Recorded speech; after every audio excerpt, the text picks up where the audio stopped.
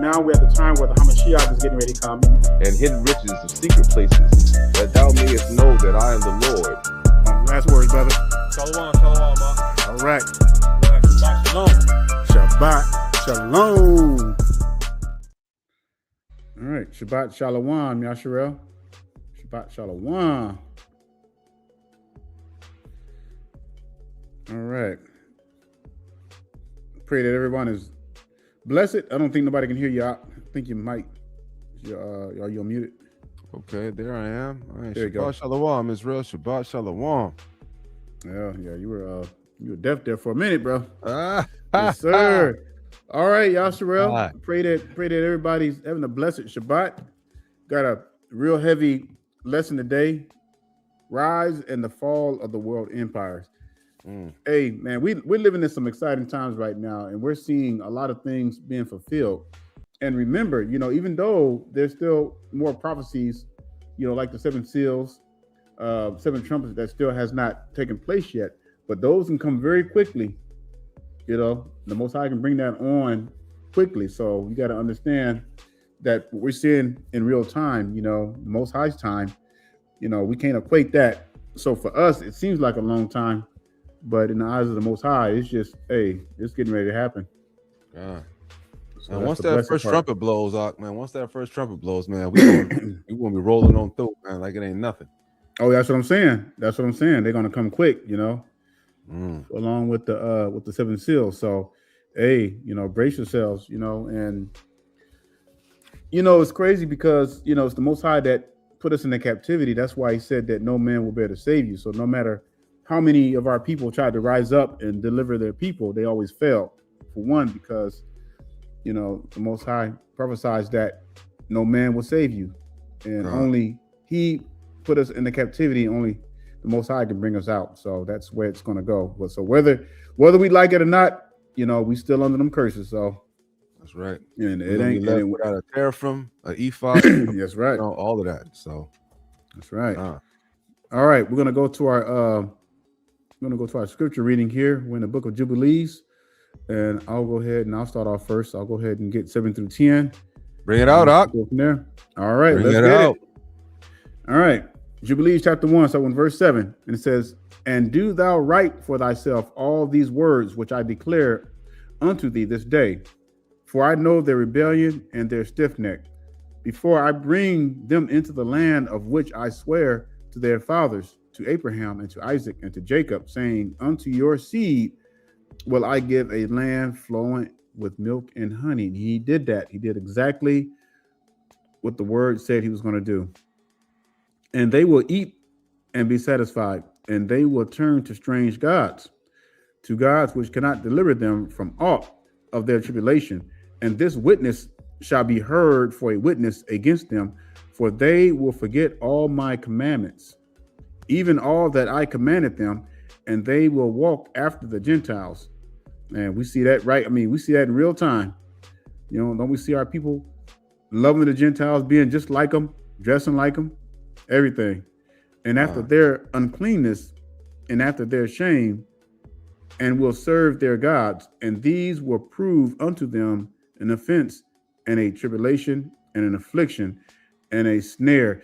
And see, ever since we've been under these heathens, it's always been a snare for us. It's not been good at all, And many will perish, and they will be taken captive, and will fall into the hands of the enemy, because they have forsaken my ordinance and my. Hold up, Ak. It said fall into the hands of friends or fall into the hands of the enemy? No, it says will fall into the hands of the enemy, because they have forsaken my ordinance and my commandments and festivals of my covenant and my Shabbats and my holy place, which I have hallowed for myself in their midst, and my tabernacle and my sanctuary, which I have hallowed for myself in the midst of the land, that I should set my name upon it, and that it should dwell there.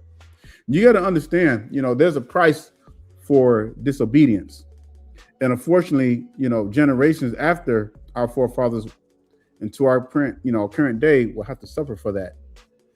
And that's why it's impeded that we really make haste and keep these commandments and live righteous, because whatever we got right now, even though we're in captivity, and it's time to answer that call. And the only way we can turn this around is to start keeping the commandments. Verse 10. Right. And they will make themselves and they will make to themselves high places and groves and graven images. Christmas trees, Easter eggs, hiding eggs and stuff.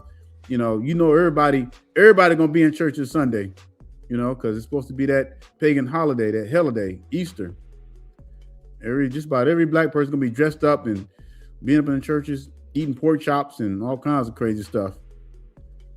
Each his own graven images, so as to go astray, and they will sacrifice their children to demons and to all the works of the error of their hearts.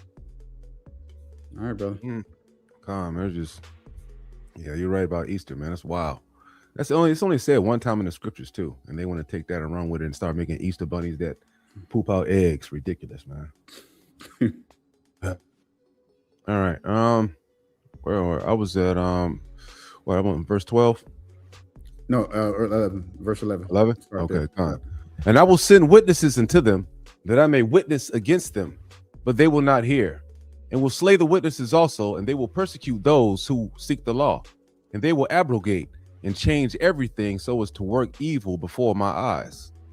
And I will hide my face from them, and I will deliver them into the hand of the Gentiles for captivity and for prey and for devouring. And I will remove them from the midst of the land, and I will scatter them amongst the Gentiles. Right? So that's why so-called black man is in America and the other various parts of the earth. Is because we cannot keep the laws, statutes, and commandments. And the Most High put us over here in America to not be friends with the white man, not be friends with all these other folks that's over here, right? But for a captivity and for a prey and for a devouring, right? So when you look up on the news and you see our people getting shot down and you see what's going on out there and wondering why we can't get it right and this, that, and the third, hey, it's the same thing because we're not obeying the commandments. And the Most High is making sure that we get not just deservings. Verse 13. Oh, you want to see something? Go ahead, Doc. No, I was going to add too, Ecclesiastes, it says oppression makes a wise man mad. And you got to understand why we're over here, it was never meant for us to be trying to live like the heathens and become rich like them and all that stuff. We're in captivity. I'm not saying that we're supposed to be suffering as far as, we can't support for ourselves, but at the same time, we shouldn't be chasing riches and all that kind of stuff like the heathens. Right. So in other words, right, if you're not keeping the commandments, you will suffer. All right. You will suffer if you're not keeping the commandments. As you see our people every day that's getting shot down in the streets, wondering why they're in ghettos and hoods and et cetera, et cetera. All right. It's just the curses. Right. Verse 12. Salaki, verse 13. And they will forget all my law as we have, and all my commandments as we have, and all my judgments. Right. Because if we knew the judgments of the Most High, like we certainly as a nation of people, we would not be doing the things that we're doing. Right. Sleeping with each other wives and this, that, and the third, like the judgments of death. Right. The judgments come with horrors, unspeakable punishment. And we'll go astray as to new moons and the Sabbaths and the festivals, the Jubilees and ordinances. Right. So y'all got to be careful. Right. Watch these camps and stuff that are out here that's trying to get y'all to celebrate these, these so-called holy days because they don't know what day is holy. Right. And after this, they will turn to me from amongst the Gentiles. Right, this one I'm waiting on. Right, with all their heart and with all their soul and with all their strength, and I will gather them from amongst the Gentiles, from amongst all the Gentiles, Slakia, and that they will seek me, so that I shall be found of them when they seek me with all their heart and with all their soul. And I will disclose to them abounding peace with righteousness, and I will remove them the plant of uprightness with all my heart and with all my soul, and they shall be for a blessing and not for a curse, and they shall be the head and not the tail, like we are now. And I will build my sanctuary in their midst, and I will dwell with them, and I will be their God, and they shall be my people in truth and righteousness, and I will not forsake them nor fail them, for I am the Lord. Right? It's not going to be like how it is now, right? You call out and the Lord's there, but the Lord has turned his face on us, right? He's turned our back on us because us as a whole people, man, we just steadily disrespect the Most High, right? Disrespect the Lord, disrespect Hamashiach, and everything that he gave us. Go ahead, up. Man, that is facts. We read this a lot, and you would think that our people, after all these captivities we've been through, you would think that they would have some common sense. Be like, hey, this everything that we've been doing is not working. And they're doing the one thing that the Most High told us we need to do, and that is to repent and to turn back and turn from our wicked ways, turn unto the Most High. But I don't know what's going to take for our people to see that. So, more destruction, more destruction, brother. Yeah. Well, what we're about to cover now is, something that has been prophesied, and a lot of it has been fulfilled already. And then there's a current section where we're in the midst of, which we're going to get into as we go down. So we're going to read the whole chapter. So just bear with us because we have a lot to cover, and we may jump back and forth a little bit as well, too. So we're going to take turns reading, brother, like we discussed earlier. So if you want to get the first 5, and then I'll get the next, and we'll just go back and forth from there. And if y'all just make sure you take, well, I know you're all taking notes, but if you can, drop scriptures in the comment box as well, too, for those who are just coming on. Go ahead. Hey, quick question. Hey, does it look clear like this, right? Or does it look clear like this? I like that one because that one doesn't hide. No, I mean like the words. Like the words awesome. On the scriptures. Like for some reason, man, when I put it like this, it feels like it's cleaner. Does it clear and get clear to you, or is that my imagination? I think it's just a little bigger. That's all. It probably makes it seem like that. Because click on the other one. Click the other way. Yeah, that way it's better because it shows everything. Right. Yeah, of course. But I'm just looking at the words itself. From the app that you pulled up, and then, I don't know, for some reason when I do it like this, it looks fuzzy, and then the other way it looks clear. I don't know. Oh, I don't see it. You talking about the second one, right, Dre P? Or the first one? Okay, never mind. It doesn't matter.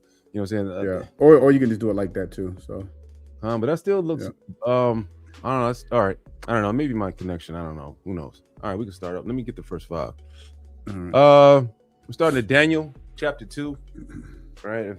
For the Hebrews that know the scriptures, we're talking about the various kingdoms that have been resurrected and has fallen throughout time, and the final kingdom that will be lasting forever, and evermore.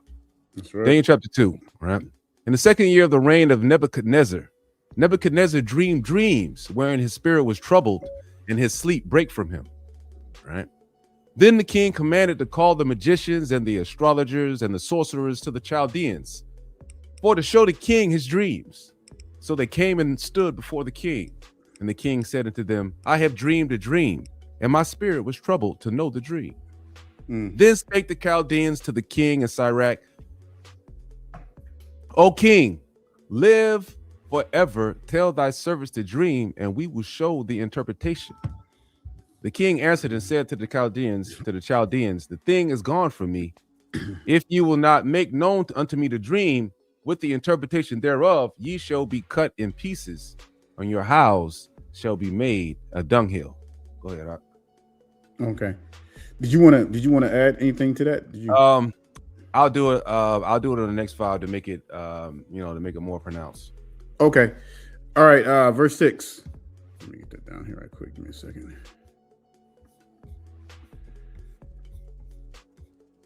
All right, verse 6. It says, but if ye shew the dream and the interpretation thereof, ye shall receive of me gifts and rewards and great honor. Therefore, show me the dream and the interpretation thereof. They answered again and said, let the king tell his servants the dream, and we will show the interpretation of it. The king answered and said, I know of a certainty that ye would gain the time, because ye see the thing is gone from me. But if ye will not make known unto me the dream, there is but one decree for you. For ye have prepared lying and corrupt words to speak before me, till the time be changed. Therefore tell me the dream, and I shall know that ye can show me the interpretation thereof. Verse 10.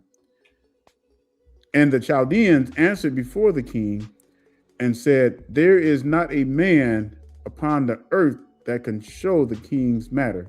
Therefore, there is no king, lord, nor ruler that acts such a thing at any magician, or astrologer, or Chaldean. All right, brother. All right.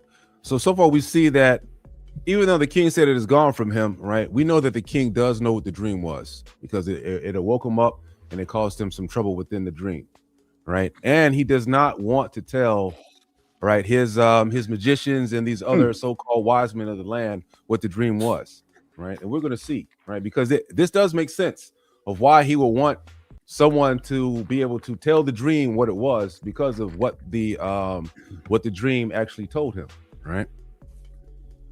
Oh, what we in? I'm on 11. Verse 11. Con, right?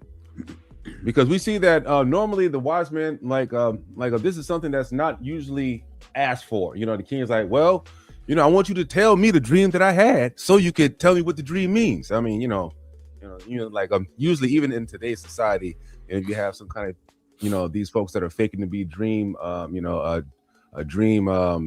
prophets or whatnot, they want you to tell the dream first, and then they'll be able to decipher what the dream means. Not, actually tell me what the heck I dreamt. You know what I mean? Because it could mean anything from a cows with purple hair, with wings flying around on, to whatever. Yeah. So it says, verse 11, and it says, and it is a rare thing that the king required. See, and there is none other that can show it before the king except the gods, whose dwelling is not with men. I mean, who is not with flesh. For this cause, the king was angry and very furious, and commanded to destroy all the wise men of Babylon. And a decree went forth that the wise men should be slain. And they sought Daniel and his fellows to be slain. Then Daniel answered the council in wisdom, and Arioch, the captain of the king's guard, which had gone forth to slay the wise men of Babylon, he answered and said to Arioch, the king's captain, why is the decree so hasty from the king? Then Arioch made the thing known to Daniel. It's interesting how this process is going, because there's a reason why these magicians cannot interpret the dream. And, Daniel's going to bring that out here in a minute. You got anything else you want to say before I start? No, come on, go ahead. Huh? Okay, verse 16. Then Daniel went in and desired of the king that he would give him time, and that he would show the king the interpretation. Then Daniel went into his house and made the thing known to Hananiah, Mishael, and Azariah, his companions, who would become as Shadrach, Meshach, and Abednego. Right. It says that they would desire mercies of God of heaven concerning this secret, that Daniel and his fellows should not perish with the rest of the wise men of Babylon. Then was the secret revealed unto Daniel in a night vision. Then Daniel blessed the God of heaven. Daniel answered and said, blessed be the name of God forever and ever, for wisdom and might are his. Now, what was it that Daniel did differently than the magicians? First of all, Daniel was a Hebrew. All right. Even though they were in captivity at the time under the Babylonian rule, the first thing Daniel did was, I guarantee you, he probably fell on his face and prayed, and then he asked for time. Time to do what? To go to his God, the God of the Hebrews. Facts. And to consult, and so you're going to see how this starts to play out as well. All right, put up verse 21. Yep. Did I read 20? Yeah, you read 20. Okay. Says, did I read it already? Go on, you read it already. Okay. There you go. All right. 21, it says, and he changeth the times and the seasons. He removeth kings and setteth up kings. He giveth wisdom unto the wise and knowledge to them that know understanding. He revealeth the deep and secret things. He knoweth what is in the darkness, and the light dwelleth with him. I thank thee and praise thee, O thou God of my fathers, who has given me wisdom and might, and has made known unto me now what we desired of thee. For thou hast now made known unto us the king's matter. Therefore Daniel went into Arioch, whom the king had ordained to destroy the wise men of Babylon, he went and said thus unto him, destroy not the wise men of Babylon. Bring me in before the king, and I will show unto the king the interpretation. Then Arioch brought Daniel in before the king in haste, and said thus unto him, I have found the man of the captivities of Judah, Salakia, the captives of Judah. I have found a man of the captives of Judah, that will make known unto the king the interpretation. Go ahead, Ak. So the captives of Judah. That's right. Now, I want you to think about something here. Now, while the Most High has revealed this dream and the interpretation of unto Daniel, how come he didn't do that with the magicians? You got to understand, there's a history behind this. Now, these magicians and astrologers, or whatever they call themselves, they were liars. And if Nebuchadnezzar would have told them, let's just say if Nebuchadnezzar would have had the interpretation, those kings, those sorcerers, they would have lied, So they couldn't get the answers because this dream came directly from the Most High. So the Most High was also showing the king that your magicians and astrologers, they ain't nothing but a bunch of liars. It was the same thing with Pharaoh when Joseph was revealed the dream about the 7 years of drought and the 7 years of plenty, and right. Those magicians couldn't figure it out because, the Most High gave Pharaoh that dream, just like the Most High gave Nebuchadnezzar this dream. So therefore, you think the Most High is going to, be insulted by giving these old heathens their interpretation of the dream? Nope. Hey, but how do they get the interpretation, right? I'll tell them. How do they, every time the interpretation comes through, the Most High don't never give them an answer. Exactly. Right? He'll give the heathen trouble. He'll give them nightmares and terrors and dreams. But the only one that could bring him the answer are the children of the Most High. That's right. All right. Verse 26. The king answered and said to Daniel, whose name was Belshazzar, art thou able to make known unto me the dream which I have seen and the interpretation thereof?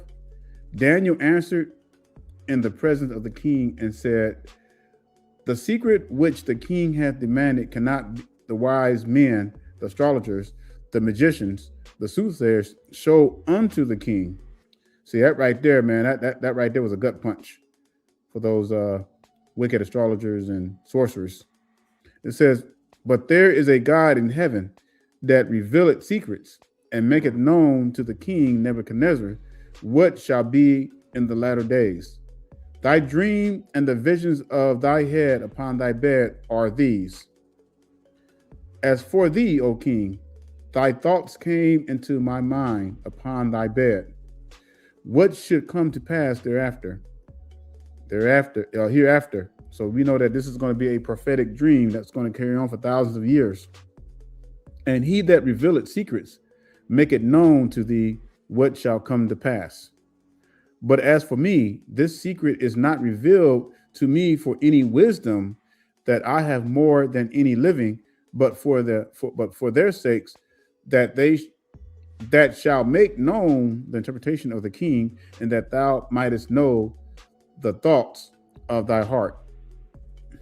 So that's powerful, because right there, because of Daniel, those magicians and sorcerers and soothsayers, they wouldn't kill for the sake of Daniel. Most High setting Daniel up because, you know what? Because later on, those same ones are going to try to come against him again. Verse 31. All right. Thou, O king, sawest and behold a great image. This great image, whose brightness was excellent, stood before thee, and the form thereof was terrible. Its image's head was of fine gold, his breast and his arms of silver, his belly and his thighs of brass, his legs of iron, his feet part of iron and part of clay. Thou sawest till that a stone was cut out without hands, which smote the image upon his feet that were of iron and clay, and brake them to pieces. Then the iron, the clay, the brass, the silver, and the gold, broken to pieces together, and became like chaff to the summer threshing floors.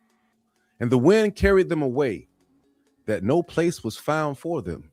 And the stone that smote the image became a great mountain and filled the whole earth. All right. So when you look at this, and he was seeing this dream, right? I know somewhere deep in his mind, he understood that this meant some type of destruction for his reign. There's no king on the earth is going to want to tell the dream of his kingdom falling, right?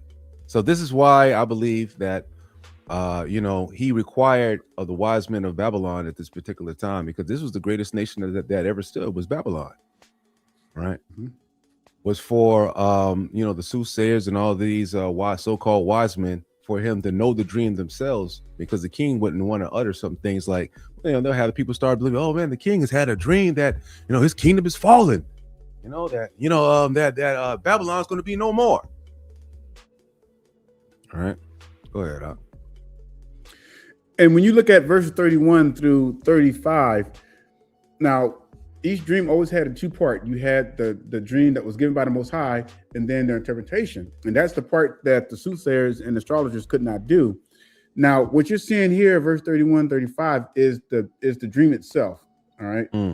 Still, Nebuchadnezzar doesn't know anything. He doesn't know what's going on. All he is seeing now is, this is exactly what I dreamed. And that's all he knows. Now, when we get into verse 36, now we're getting ready to get into the interpretation, because that's going to be the critical point right there. That's where Nebuchadnezzar is going to truly understand, okay, this is what's going on, and this is what's going to happen in the many years to come. Verse 36, this is the dream, and we will tell the interpretation thereof before the king. All right, so now this is where this whole dream is going to be broken down and what it actually means. It says, thou, O king, art a king of kings, for the God of heaven hath given thee a kingdom, power, and strength, and glory. And wheresoever the children of men dwell, the beasts of the field and the fowls of the heaven hath he given into thine hand, and hath made thee ruler over them all. Thou art this head of gold. So we know that Babylon represents the head of gold. That being that, you cannot deny that. If you look at history, and I'm going to pull up an image here in a minute, you study world history, you'll see that. And mind you that the children of Israel were in captive to the Babylonians. So, they're under captivity while this is going on. Because Babylon was a world empire. Now, Egypt, they were in captivity in Egypt, but Egypt wasn't really considered a world empire. They're powerful, but not like Babylon. Right. All right. So now they verified that this image you saw, the head of it was gold. That is the gold. That is Babylon. It says, and after thee shall arise another kingdom inferior to thee, and another third kingdom of brass, which shall bear rule over all the earth. And the fourth kingdom shall be strong as iron. And we're going to see what that is later. For as much as iron breaketh in pieces and subdueth all things, and as iron that breaketh all these shall it break in pieces and bruise. Now I got a question for you. What was the only world empire kingdom that used straight up iron? Y'all can go ahead and put it in the chat box. I want to see if I get this. What was one of the world kingdoms that just straight up used iron? And it's described this fourth beast as fierce. It says, and the fourth kingdom shall be strong as iron, for as much iron breaketh in pieces and subdueth all things. And as iron that breaketh all these shall it break in pieces and bruise. Anybody want to take a shot? What kingdom was that? I'm gonna give y'all a small clue. Oh, they got it. Lawrence. That's right, Lawrence. I got it. Rome. Yep. That's right. Roman Empire. Rome. Good. Y'all own it. All right. Let me bring it up to 41 here for you. Oh, Con. Right. Okay, Con. All right. Yeah, what we're gonna do? Are we gonna break down like the different falls of the air fire, like the breast and the arms of silver? You know, what Yeah, I mean, we yep, that's like yep. the Medo-Persian. Okay, Yep. We're gonna keep reading through and then we'll do all that. Yep. That's a bet. All right. Verse 41. And whereas thou sawest the feet and toes, parts of potter's clay, and part of iron, the kingdom shall be divided, but there shall be in it the strength of the iron. For as much as thou sawest the iron mixed with the merry clay, and as the toes of the feet were part of iron and part of clay, so the kingdom shall be partly strong and partly broken. And whereas thou sawest iron mixed with merry clay, they shall mingle themselves with the seed of men, but they shall not cleave one to another, even as iron is not mixed with clay. Right? It's kind of like America. Right? And in the days of these kings shall the God of heaven set up a kingdom which shall never be destroyed. And the kingdom shall not be left to other people. In other words, there's no heathens is going to be there. It says the kingdom shall not be left to other people. Right? That means it's only be one kind of people that's going to be in the kingdom. So them heathens, man, they're going to be destroyed. But it shall break in pieces and consume. Right? What does consume mean? All these kingdoms, and it shall stand forever. Consume. Fire consumes, right? Destroys. It's not living part with or in harmony with other people. We're going to consume these kingdoms. For as much as thou sawest that the stone was cut out from the mountain without hands. Who was this, right? Who was the cornerstone? Right? And that it break in pieces the iron, the brass, the clay, the silver, and the gold. The great God hath made known to the king that shall come to pass hereafter. And the dream is certain, and the interpretation thereof sure. It's a good breakdown. It says, then the king Nebuchadnezzar fell upon his face and worshiped Daniel and commanded that they should offer an obligation and sweet odor unto him. The king answered unto Daniel and said, of a truth it is that your God is a God of gods and the Lord of kings, and a revealer of secrets, seeing that thou couldst reveal this secret. Then the king made Daniel a great man and gave him many great gifts and made him ruler over the whole province of Babylon. Man, that'd be something to be Daniel, but that's a lot of responsibility though. And chief of the governors over all the wise men of Babylon. Then Daniel requested of the king and set Shadrach, Meshach, and Abednego over the affairs of the province of Babylon. But Daniel sat in the gate of the king. Man, Daniel was looking out for his brethren. Let's pull up this image right quick, because we're going to start doing the breakdown and show you what it actually looks like. All right. So the head of gold. Can you see that out? Oh, yeah, I can see that. Oh man, that's a good breakdown right there. I like that. Okay. So as we got this, and we can go back forward, and if you got scriptures you want to bring up too, because I got a few that I want to bring up. All right. But throughout the scripture, it talks about, Babylon, especially throughout Ezekiel, Jeremiah, Isaiah. All right. And remember when he said that thou art the head of gold, it was talking about Babylon. So what came after that? The chest of silver. When we read when it says that its chest was of silver. Hey, brother, can you I know I can't. I want to have this on at the same time, but if you can just, I don't know, pull up on your phone. If you can read the part where it talks about the breakdown we just read earlier about starting with the head of gold. Oh yeah, come on. You talking the scripture itself? Yeah, the scripture itself. So okay. Right. Yeah. Man, let me pull up Daniel 2 real quick. Okay. Right. Yeah. Start with. Let's see, where do we start at here? I got you down. So this three. Let's see. I think 37. Yep, 37 as far as King of Kings. All right, okay. That's interpretation. Yep. All right. Yeah, start with 37. All right. Well, hold up.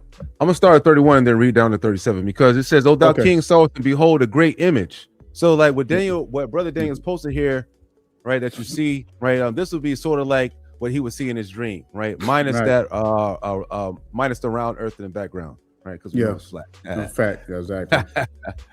Right. It says he saw the great image, this great image whose brightness was excellent, stood before thee, and the form thereof was terrible.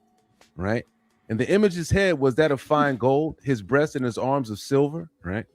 His belly and his thighs of brass. Okay, his so legs of iron. let's whatever. Let's go too fast. So go back up to the chest of silver. Okay, come on. Read that part. The image's head was of fine gold, his breast and his arms of silver. Okay, start right there. So the head of gold, we know that was Babylon. The chest of silver is Medo-Persia. Now, how do we know that? Because when you look at the history of the Medes and the Persians, who are the current day Iranians right now, as we speak, their weapons were silver. They specialized in silver. You can look this up in history, but no other world empire fits this prophecy. All right. There was no other world power at the time because Babylon had fallen. Now you had the Persians, the Medes and the Persians was pretty much the same people, but right. But, they were ruling the world as during that time. Let me see.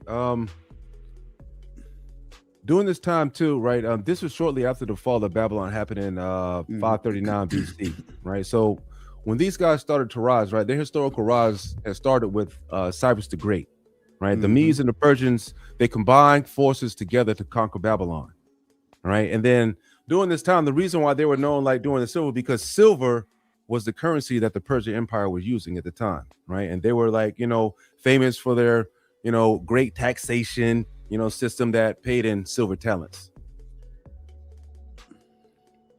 Right. All right.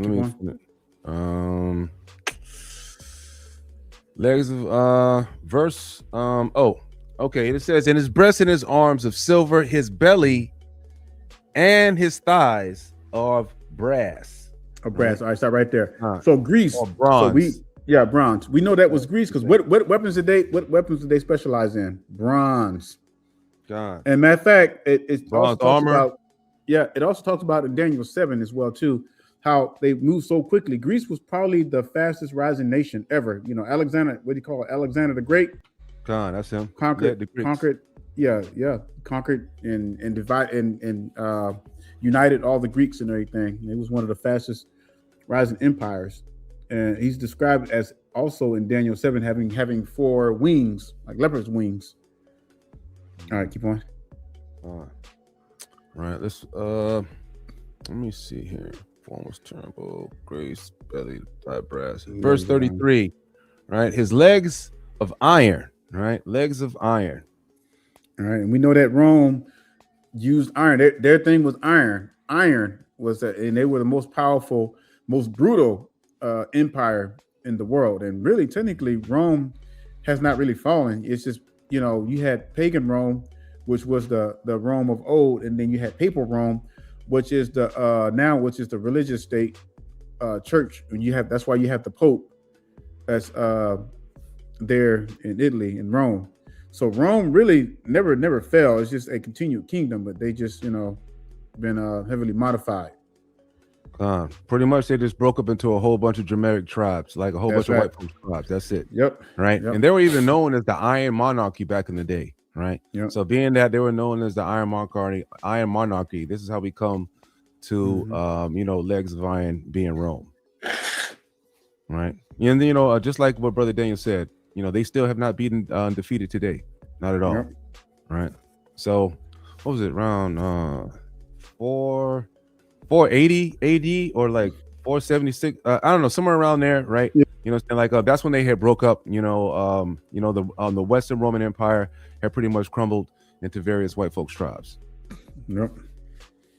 Let me see.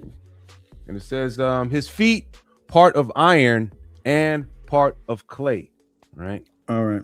So that's when brother was saying, Aton was saying that how they split up and went into all these different other groups and everything. So because you still have the iron, but it says feet of iron and clay. So it's mixing with these other tribal nations and everything, but they can't quite mend together. All right, go ahead and continue. Right. So Oh yeah. Let me Unless you see. got I something. think it says the seed of men too. Well, I got further breakdown, but I wanted to do something. All right. And it says, and his eyes of lion, his feet part of iron and part of clay. Thou sawest till that stone was cut out without hands, which smote the image upon his feet that were of iron and of clay, and break them to pieces. Then was the iron, the clay, the brass, and the silver and the gold broken to pieces together, and became like the chaff of the summer's threshing floors. Right. And so this part right here means like destruction. Right. Hey, did you want me to skip down to the to when Yeah, he you was can. breaking it down? Yeah, you can. Let me just explain this right quick. Oh yeah, go ahead. All right, Go ahead and con. break that one down. All I right. want to It says, explain that hands that stone cut out with hands. oh yeah, man, if you want to, you might as well go ahead and break that now. Yeah. All right. Yeah. Okay. Yeah. So before Brother Aton reads that, so if you look at the feet, all right, feet of iron and clay, those are the divided nations, and they still can't divide today. Some people will say maybe that could be the European Union right now, because who controls the European Union over there? Pretty much the Pope. All right, but this stone that's cut out with the hands, now we know for sure that's Hamashiach's second return. All right, because it said that it destroyed everything else. It said it destroyed the gold, the silver, the bronze, the iron, everything. And what is the only kingdom that can do that? That is the kingdom of Hamashiach. All right, and when you look at Babylon and all the way down, Medo-Persia, they took a lot of ideas from Babylon, and then so forth. Greece took a lot of ideas. So all them ideas, all these pagan rituals, holidays that people celebrate today, all passed down through Babylon. They just been renamed over the centuries because different languages and everything. So when it says it's going to destroy all those kingdoms, we know that these kingdoms don't exist now, but the practices of these kingdoms still exist. Baphomet, all that stuff. Y'all know what Baphomet is? That's that a crazy monster where they be sacrificing children to. All these pagan holidays, all that stuff, all that's going to be destroyed. All the ways of the heathens are going to be just demolished. All right, and that's going to be. So this lets you know so that means that if we're in the toes in Bible prophecy time right now, we're close, y'all. Like, there's not going to be any more world empires. There's not going to be any. We're definitely in the toes. So we're in the toes. So that means that between now and the return of Hamashiach, we don't know how long that's going to be. But I mean, come on, like what other step is there now? Other than the seven trumpets and the seven seals, 7 last plagues. Between that time, Hamashiach comes back. That's right. Now we're close, y'all.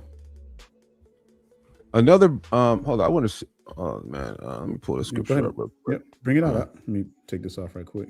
All right, it's pretty much the same thing, which is this right here is really important too, because it says this is pretty much destruction of everything, and it shows you that in the end that the great mountain is Israel. Right, and it just lets you know that there are not going to be any heathens. When we read Daniel breaks it down totally, and it says that it's not going to be left for other people. It says then was the iron, right, the clay, the brass, the silver, and the gold, and broken to pieces together. These are all the other nations that are ever ruled on the earth, right, and it became like the chaff on the summer threshing floors, right. That's right. Nothing, dust, right, burnt, burnt stubble, it's nothing. And the wind carried them away. You know what I'm saying? They're so light that the wind is, they're gone. That no place was found for them. That means there's no heathens left. You understand? They are all destroyed. All the nations, all these powerful, they're destroyed to the point where there are dust on the floor that got whisked away by the wind. And the stone that smote the image, right? The image was all the kingdoms together that ever ruled in the time of earth. Right, they were destroyed. The stone that smote the image became a great mountain, that is Israel, right? Because the stone that smote the image is the Hamashiach, right? Our savior, our prince, our king, right? That's him, right? He comes through, right? Kills everyone, and of course we know we uproot. We raise up Israel. Is the great mountain, and the great mountain does what? Fill the whole earth. There's no more heathens left, right? There are no more heathens. just as it says right down here that what is it? Con, right? This is the other one. And it says, and this is exactly what that particular, as he's breaking down what was going on. Like I knew, you know what I'm saying? Like this is why, he woke up perturbed, sweating in his sleep. He had a hard time. He understood, he might not knew the total breakdown, but he understood destruction was coming of some sort. That's why he sought out these wise men. Somebody got to tell me this dream, man. This thing is on me bad. Right. And it says that in the days of these kings shall the God of heaven set up a kingdom. What kingdom? The kingdom of Israel, which shall never be destroyed, and the kingdom shall not be left to other people, but it shall break in pieces and consume all these kingdoms, and it shall stand forever. Goodbye. Right? There'll be no more heathens. Go ahead, bro. No, I was going to say too, and then Daniel 7, it talks about the same thing, but with a different king. So it's amazing how the scriptures say the same thing, and all through the book of Daniel, I think Daniel 2, 7, and 11 talks about these four empires, but just gives a little more detail of what's really going on. But we are really close, when it comes to this Bible prophecy. And right there, it shows you, like, if you want to do a in-depth study on the world empires, what they practice and everything, you can do that online, and how long they last. All right. And I think, let me see, I think Rome was the longest lasting kingdom, empire of them all. Let's see, bring up this picture. Yeah, man. Rome still hasn't been destroyed, man. They don't turn into the divided nations. You know what I'm saying? Rome is still ruling today. Rome is still ruling today. They just turned into a bunch of fragmented nations. That's it. Yep. So just to give you like some history, right? The head is gold, right? The kingdom, that's Babylon, right? What happened, right? They got defeated in 539 BC by Cyrus the Great. By Cyrus the Great, Salakia, right? And then ruled in by Cyrus the Great, right? The chest of the arms, the silver, this Medo-Persia. In 331 BC, that was Alexander the Great, right? The belly and the thighs was the brass. What kingdom? Greece, as we see here. 168 through 30 BC, that's the Roman conquest, right? The legs of the iron, that's Rome. And that's 476 AD, because I had to look that up, Salakia, right? And that's the fragmentation of the Roman Empire, which is still Rome, which is still the Roman laws and everything like that. It's just a continuation, right? All these, from Great Britain, everything, and all we see from here all the way down to the America, it's pretty much still the same, Roman Empire. It's just a bunch of divided, dramatic nations. And the final, that we don't see here, right? Not the divided nations, is stone. Right, the final is the unbreakable stone that cleaved the other nations in half and killed everyone, and that's that of the Hamashiach. That's right. Let me bring you. I'm going to show you something in Revelation right quick too. Revelation 7:3. All right, and this lets you know how close we are. So, bring this up. Do you have anything? You have anything else out? Want to bring out? Nah, brother, go ahead, man. You gotta take that thing off the screen though. We can't. You gotta take the cover. Yeah, there we go. So the Most High promises people that before He brings on total destruction, He's going to make sure those people are sealed. All right, I'm gonna start with verse 1, Revelation 7. It says, and after these things, I saw four angels standing on the four corners of the earth. That right there is a cut to that whole round earth thing. Holding the four winds of the earth, that the winds should not blow on the earth, nor on the sea, nor on any tree. Now, mind you, we're still in the toes of Daniel chapter 2, the prophecy. And I saw another angel ascending from the east, having the seal of the living God. We talked about the seven seals. And he cried with a loud voice to the four angels, whom in Revelation, is the seal come first or the trumpets? I think it's the seals that come first, right? It says, Because and it I says, saw of course, another. who can Yep. open the seal, and then I'm gonna share. Busts it up. Exactly. And then the 7, and I think they're going to probably almost be interchangeably when Yeah, they almost hit. at the same time. Yep, seals and the trumpet. Almost at the same time. See, this is why I was saying, Simultaneous. this is why I was saying, Yasharel, that even though we still have prophecies that still have to be fulfilled, but those, I truly believe that those last prophecies are going to happen so quickly, pretty much nearly at the same time. And it says, and I saw another angel ascending from the east, having the seal of the living God, and he cried with a loud voice to the 4 angels, to whom it was given to hurt the earth and the sea, saying, hurt not the earth, neither the sea, nor the trees, till we have sealed the servants of our God in their foreheads.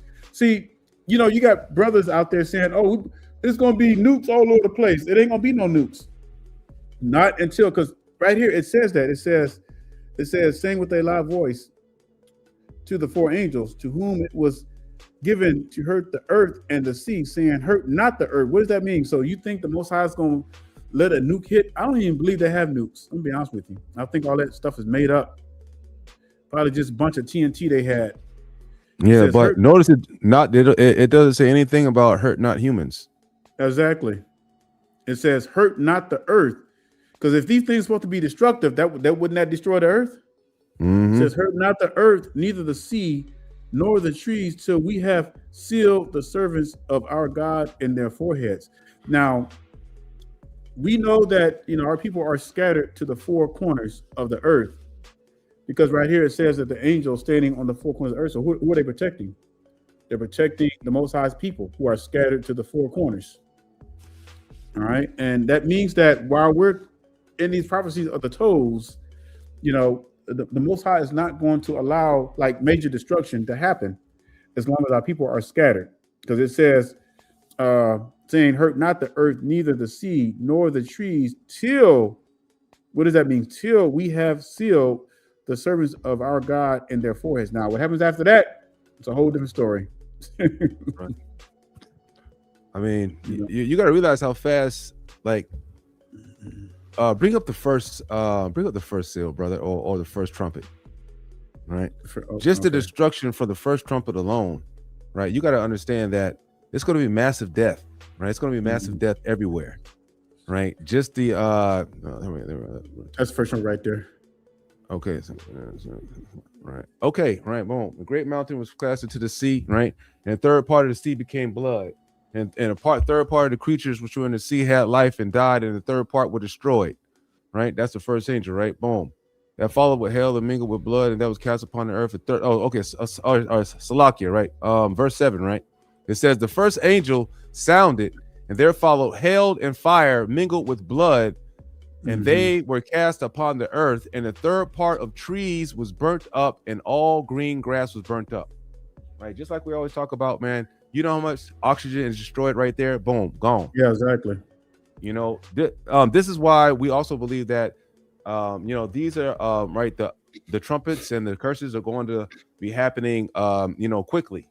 I don't know how quickly, but they're not going to be. I don't believe over 100-year span or something like that. But this is going to be quickly because folks are going to be dying by the droves. Right? You got too many mouths right now. If a third part of the people, a lot of people would just asphyxiate from oxygen depletion. I mean, like this is it's going to be an issue. It's going to be an issue, right? And then you got the water that's going to be destroyed, and then so forth and so on. I mean, there's going to be so few people left, right? It's going to be torture to live on the earth. It's going to be like a literally like hell on earth, right? It's going to be like a torture zone everywhere. Hard for you to breathe. You're going to be these corporations selling you oxygen tanks. For who knows how much. I'm serious, man. It's gonna get wild. Yeah. Right. Yeah. And if you read the 7 seals and the 7 trumpets, they're almost interchangeably, when you look at them. This is why it's gonna come so quick. Man, like living in this time, and I'll give you another example of, I know, for sure that we're living in the toes. When it talks about how they would not be able to mingle, it goes, as iron and clay cannot mix together. You cannot. If you try to get some iron and clay and try to bind them, the chemical structures, even the cells, you cannot bind those two. It's just like oil and water. You cannot mix oil and water. They will never mix. You can shake it up, put it in a spinner. You'll never be able to mix oil with water. just because right. of the molecular structure of it. And notice how like Trump, all right, has been calling on these allies or the European Union, which are combined of these different uh, old ancient tribes that we talked about earlier in Daniel. And notice how they're turning their back on Trump. All of them. They're like, "No, we're not getting involved. We're not getting involved with this." That right there shows you that, that's a result of them. They're not going to be able to mingle. They're not going to be able to come together on one accord because the Most High has it set up that way. No matter what. Yep. Right? No matter how much they try, like we got the United Nations and all these other stuff that they try to get along, but they can try, but at the end of the day, we already know what's going to happen, man. We're going to have wars and all kinds of stuff. All right, just think about it, right? What we see going on right now, right? Just because way back there in Saudi Arabia, right? Way back in the 1900s, right? We ended up making a deal for the oil that's traveling through that major pipeline in Iran, right? That's 30% of the world's oil, right? That's 30% of the world's oil right there, right? Major annex right there. Mm-hmm. So what's going on is that, Iran said, you know what? Right. And the deal was back in those days that America was going to provide protection, right? Military protection, right? Over that particular area, right? All you had to, all you had to do was sell the oil in dollars, and boom, right? The petrodollar was born, right? So after the petrodollar was born, that's how the United States, right? They became a world superpower, right? And they began to get all this money because no matter what, you had to transfer all your money, do whatever you had to do into dollars in order to get oil, right? So what Iran is doing now that they have control and they have shut that down, they say, you know what, you want to get oil? You're going to have to buy it in yuan, buy it in Chinese yuan, right? So what they're doing is they're technically, isn't this war on the front that everybody is looking at? This is subterfuge. What they're doing on the low is they're trying to destroy America and turn America into a third world country, right? By saying that, you know what, we're gonna shut down 30% of the world supply of this oil, and then you're gonna have to buy it in Chinese money now. Yeah. Forget your world currency, right? Forget the petrodollar. We're gonna try to challenge your petrodollar with the Chinese yuan, and that is going to be a problem for America. You think prices are high now? You think the energy crisis is high now? You think that you're paying at the pump now? I'm telling you, right? It is going to get a whole lot worse, right? And these white folks, right? You know how they act, right? They're going to fight. Yep. They're going to fight because that's all they're good at is rob, steal, kill, and murder. That's it. That's all they do. That's the best. That's what they do. And so this is going to get a whole lot worse, right? So go ahead, man. Keep your Bible. Hey. Yeah. Bible right. And those gas prices ain't going down. I should have believed Trump was put in office for demolition control of America. They know it because think about it.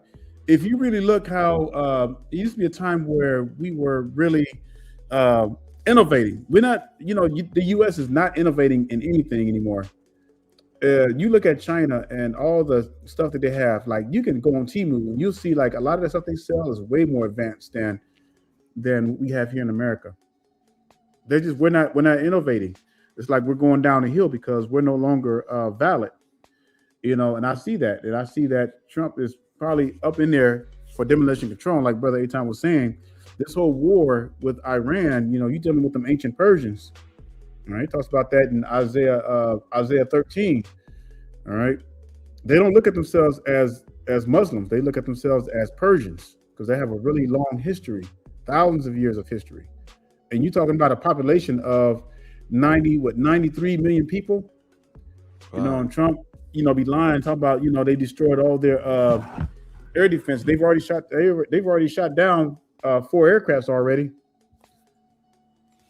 So that just goes to show you how the Most High is putting things together, making a way for the coming of Hamashiach. That's right. But it's gonna get crazy, Yasharel. It's gonna get real crazy if you're gonna have to find a way to and if you don't have land, you're gonna have to find a way to try to grow your own food or something, to be self-sufficient. Because it's getting crazy. The immediate right, the immediate strike at the world currency of the petrodollar Yep. is a major blow to America, right? 30% of the world's oil. That's 30%. Well, that's billions lost in that America is losing, right? Yep. Because now they're saying, you know what? We're not using the petrodollar. If you want to buy oil through here, we're going to do it yuan. We bucking since we're already at war. We already at war, right? And that is going to be a huge loss for America, and we will see the consequences here soon. Yeah. Man, that's some crazy stuff, man. You know what I mean? So they know they're smart. I mean, that's smart actually, right? They're hitting, right? They're fighting the war on two fronts, right? Mm-hmm. And they're really trying to hit us where it hurts in the pocket. Yep, and that's what, you know, money being their God. You know, when the dollar bill says "In God We Trust," they ain't talking about the God of Israel. That's for sure. In God we trust. You know, advancement. I mean, agreed over advancement. Yet here it is. We're living in 2026, and we're still running off of fossil fuels because the powers that be, you know, we could have had. There's been inventions. There's been patents on cars running off of water. You know, but we already know that stuff was already destroyed. You know, and the person's killed from that. And so that right there tells you, you know, that's why you know that the Most High is getting ready to rain down vengeance, because, you know, that's the only option they have is money. And without that, you hit them with their pockets is, and you know, heathens, you know, white folks, when you hit them in their pockets, they can't survive. They jump off buildings and commit suicide and kill their whole families. Man, they can't handle stuff like that. This is why, man. This is why this is going to be really amazing, man. You know, to see the destruction of our enemies. Like the biggest oil importers through Hormuz is China, India, South Korea, and Japan, right? So it looks like that.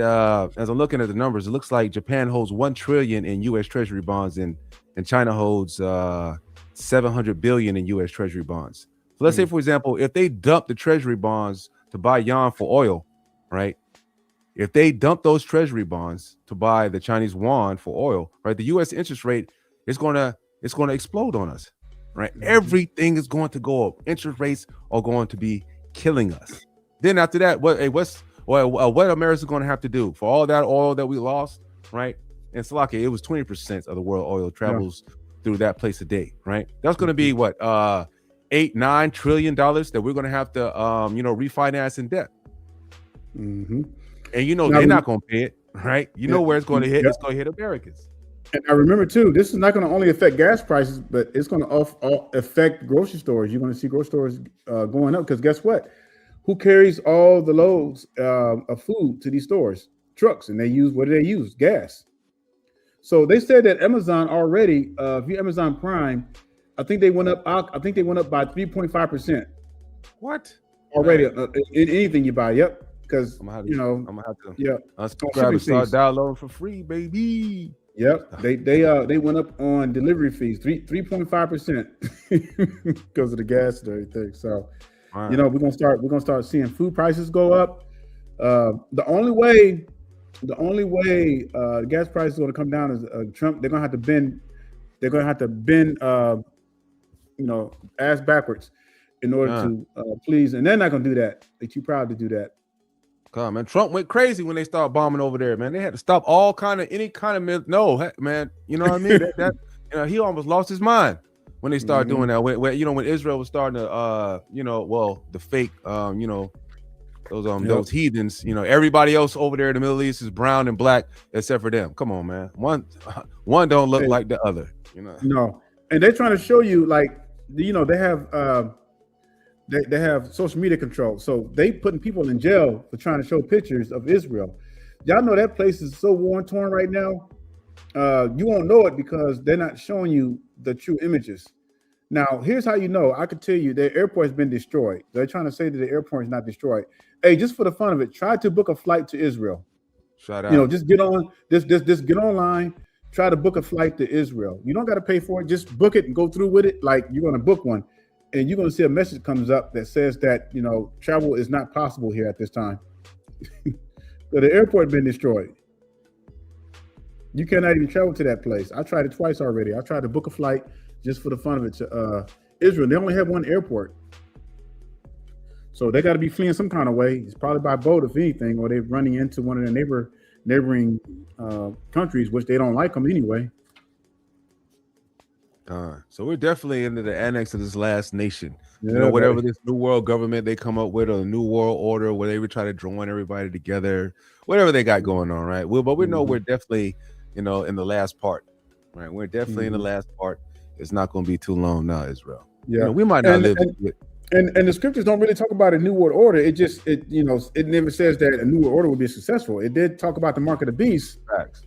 but it never mentioned anything about there will be a successful new world order. Now they may try, and they've been trying all along to come up with this whole one world. Well, they got to do something, because that's going to be more like a joining of the nations that they're really not going to be able to. I mean, like we already see it happening now as we're starting to join together, as all the nations are trying to, let's be like one another and do this and do that. We already see it now.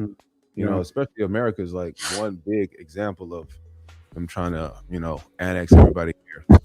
Yeah, but I'm saying as far as nation is against nation, they trying to come together, but then they really can't come together like they want to.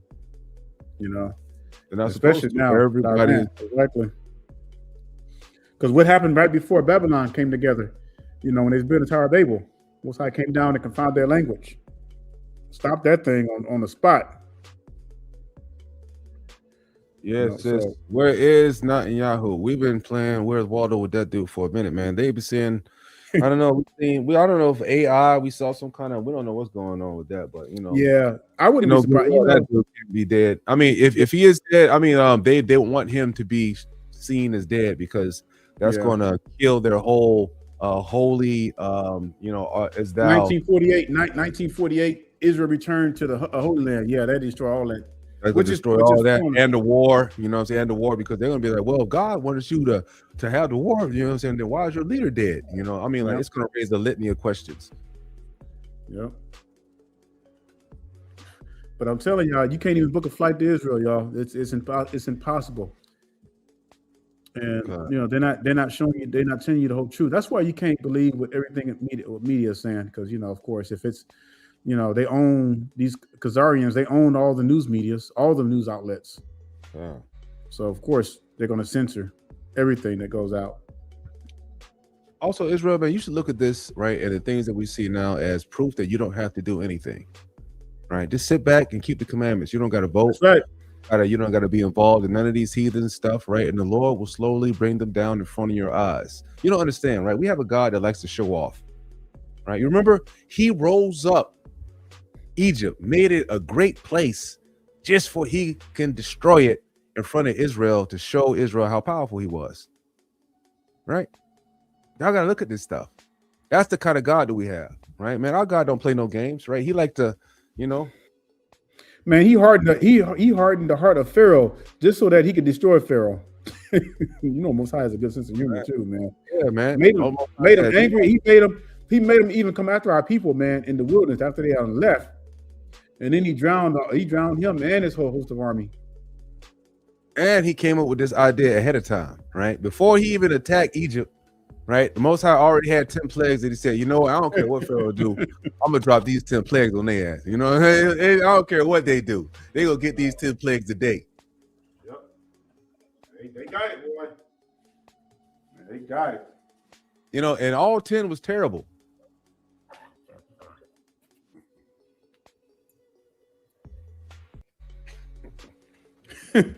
Man, you imagine? See, hey, it is coming again. This time it's going to be seven last plagues.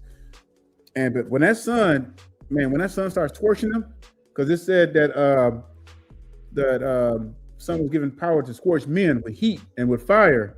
So that means, man, that means that we're going to be seeing some spontaneous combustion.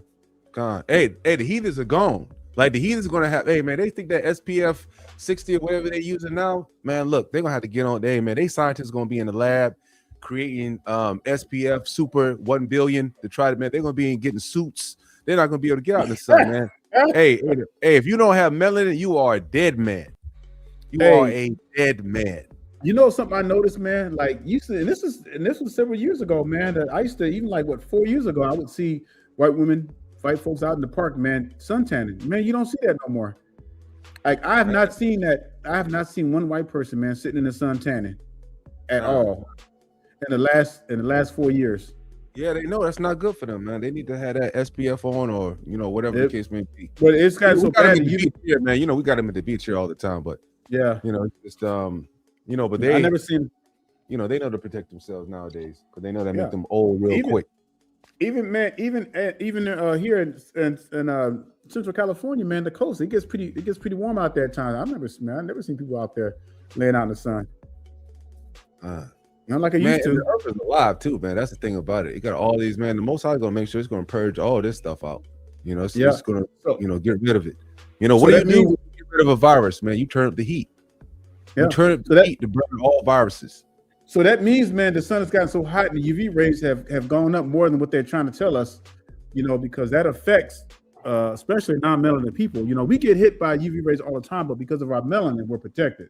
That's right. And we can sit out in the sun all day, and we can work out in the sun all day with the UV of high, up in the 9s, and we won't bother us. But not our enemies. They can't do that. They're out there for 1 hour in a 9 UV ray index. Yeah, they'll die. God. Man. And just to let you know, UV rays that it's not the heat portion that you feel. It's the invisible light that comes from the sun that you cannot see. Those are the UV rays, and that's what's killing people. That's what's killing. If like Brother Aton was saying, if you don't have no melanin in you, you don't want to be out in that sun. God, you can't survive, right? Getting darker is a sign of that your body is throwing up a protection, right? That is a sign that your body is in danger, getting darker or whatever, because your melanin spores are releasing melanin into your skin to absorb the tiny UV ray bullets that are being shot from the sun. So these heathens, they don't get dark. They don't have the potential. They get red. And they get red in there, they explode and they get cancer. They start peeling. Yeah. They start peeling and stuff. Skin get all pusky and all kinds of crazy stuff. Ridiculous. You gotta tell you understand, hey man, they need to stay out the sun. Mm-hmm. Man, we're seeing it. God. Man, we're seeing it. Isaiah, I think it's Isaiah 21. It talks about how the let me see if I can find that right quick. Man, these heathens are finished, man. They don't even understand, and the earth itself is turning on them. Mm-hmm. Can't wait the rest of these heathens. See, man, this is how you know, man, that the Most High will cleanse. I'm gonna show you a couple of things too, and I'm gonna show you how Brother Aton is right and how the Most High is going to put out these heathens little by little. Is it Isaiah 30:21? Where it says the sun should become sevenfold. Con. That's it right there. Go back. Right there. Go down. You just said it. What verse? Right there, number 26, I think. Yep. Here it is right here. Highlight it. This is real, y'all. It says, moreover, the light of the moon shall be as the light of the sun. Now we know the sun, in this noonday is bright. And it says, and the light of the sun shall be sevenfold. Woo. Hey. Now that sevenfold? What does that mean right there, though, Israel? That means there's not going to be any nighttime anymore. It's going to be constant daytime. You're going to have a super daytime and regular daytime, right? Hey, man, ain't going to be no more partying in the nighttime, right? Sleeping in. Hey, man, you're going to have to get some super window shades and blinds to block out the sun, right? Which is going to be the moon. If the moon, man, hey, just put that in some kind of AI calculation of how bright the moon will be if it lights up 7 times, having sevenfold what it is now. Right? You know what I'm saying? There won't be no nighttime. So, people gonna be hiding, and you're not gonna be able to steal and rob and get people's stuff no more in the middle of the night and do your little schemes and plans. Man, the Most High is shining the light on all corners of the earth, all wickedness. It says, moreover, the light of the moon shall be as the light of the sun, and the light of the sun shall be sevenfold, as the light of 7 days, as the light of 7 days. In the day that the Lord bindeth up the breach of his people. Bindeth up the breach of his people. What is that breach? We're in captivity, man. And we get tortured all kinds of ways, man. They don't want to. I mean, man, they don't want to give us no reparations, no nothing, man. They don't want to acknowledge nothing. They would rather just wipe us off the face of the earth like we didn't even exist, just to save face. It says, "Bindeth up the breach of his people and heal it the stroke of their wound." You know, like Brother Atam was saying earlier, man. Hey, this sun is gonna get vicious, man, and there's nothing that they can do to stop it. You can put all the chemtrails, you can spray all the chemtrails you want from the sky. You're not gonna block out the power of the sun and what the Most High is getting ready to do.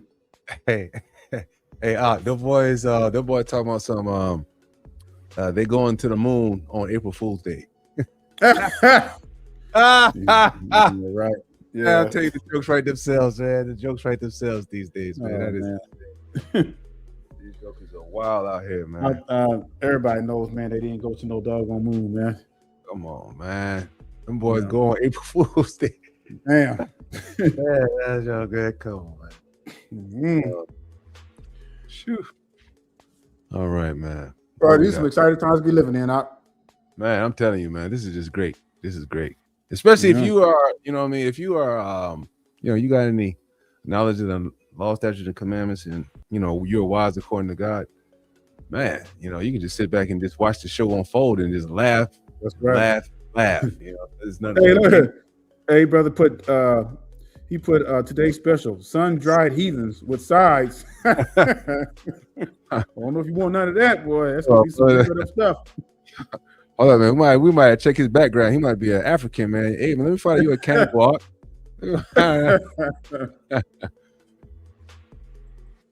That's right. Ain't no running away. We did a lesson last week. Nowhere to hide. God, ain't no man running away. You ain't gonna be able to get that. That's over with, man. And, ain't no sense in them killing themselves because they do that. Then they just judgment's gonna come on much quicker. Shoot.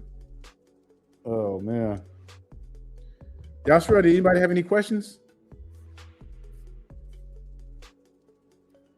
Yeah, Israel. Yeah. Rotary phone call to the moon at night. Yeah, exactly. Right. Come on, man. That junk crazy as I don't know what, man. How that, brother Daniel was just telling me the other day, right? Because he always got the spot, where he driving it, where he go around the mountain and the phone dies. Yeah. Right. What? You know what I'm saying? This is 100 years later, damn near, and then we talking about something, man. You go around the corner, right, on a $2,000 device that's a million times more advanced than anything they had back in those days, and you can't get reception around the mountain or through some trees. And they talking about something, man. They're on missions, man. Come on, man. Let me tell you how BS this stuff is, man. What was it like? Was it 1968? They claimed they went to the moon. Was it 1968? Something like that. 58, something like that. Look it up. But we had rotary phones. We had rotary phones back then. Rotary phones. How many of you old schoolers in here remember those rotary phones? I remember when I was a little kid, I used one of them things. You turn the thing, you have like 10, you have like 1 through 9, and you have a 0. And you spin that thing with your little finger, the different numbers and everything, and it dials out. How many of y'all remember those rotary phones? How many of you ever used one before?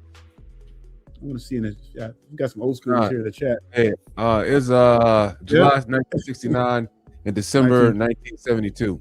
You're right.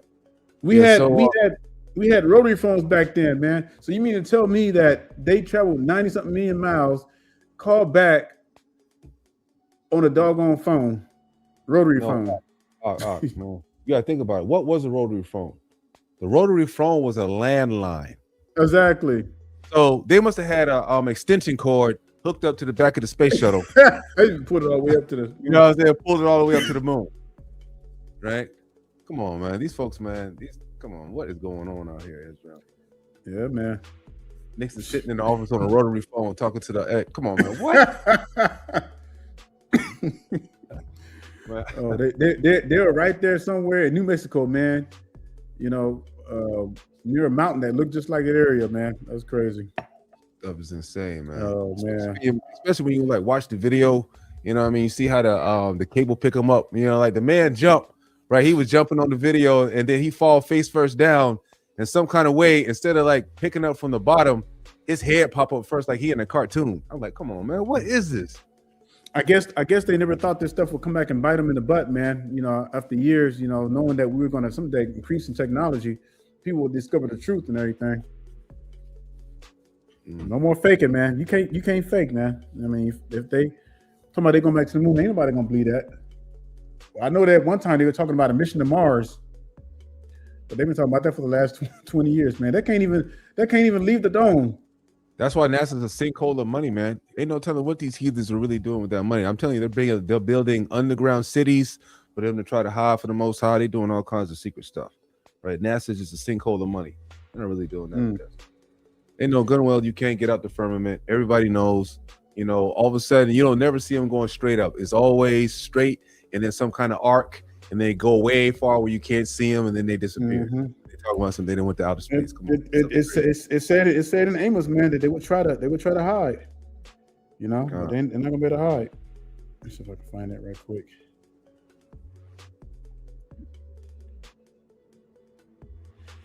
No.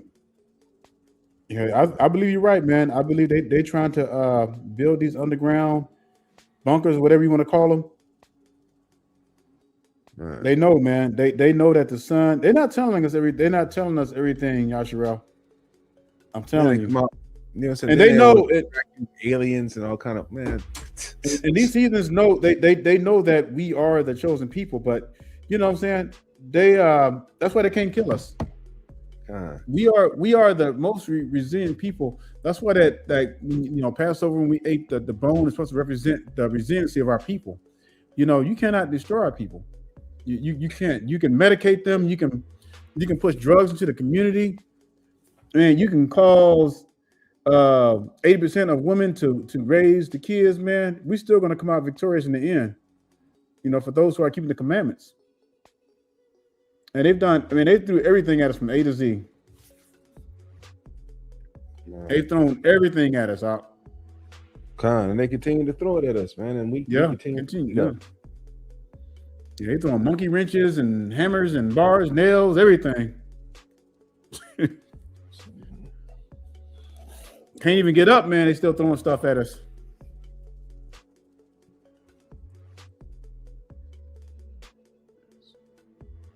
You know, man. Also, I was also thinking about you know, yeah, man. These alien movies, hey, right? They're setting us up.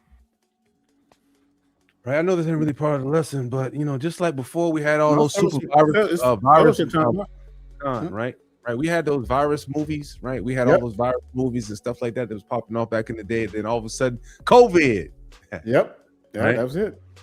And then now, what we got? The Avengers and all these, you know, space movies, aliens, alien stuff, right? And all this other crazy stuff, right?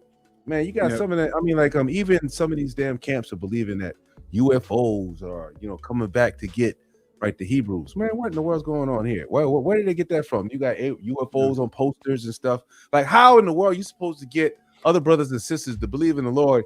You got UFOs and posters flying around looking like they're beaming up Hebrews. That is not what it says in the scriptures. What came to get Elijah? What came to get Enoch, right? The chariots of the Most High, they were flaming chariots. That's what's coming to get us. I going no damn flying saucers. That stuff is insane here, man. We know that the Most High, he works with you know, biotechnology. That's the Most High, you know, that's how he, you know, the stuff that he made. He doesn't take man's inventions and then all of a sudden start using, you know, flying saucers and none of this other stuff. Outrageous.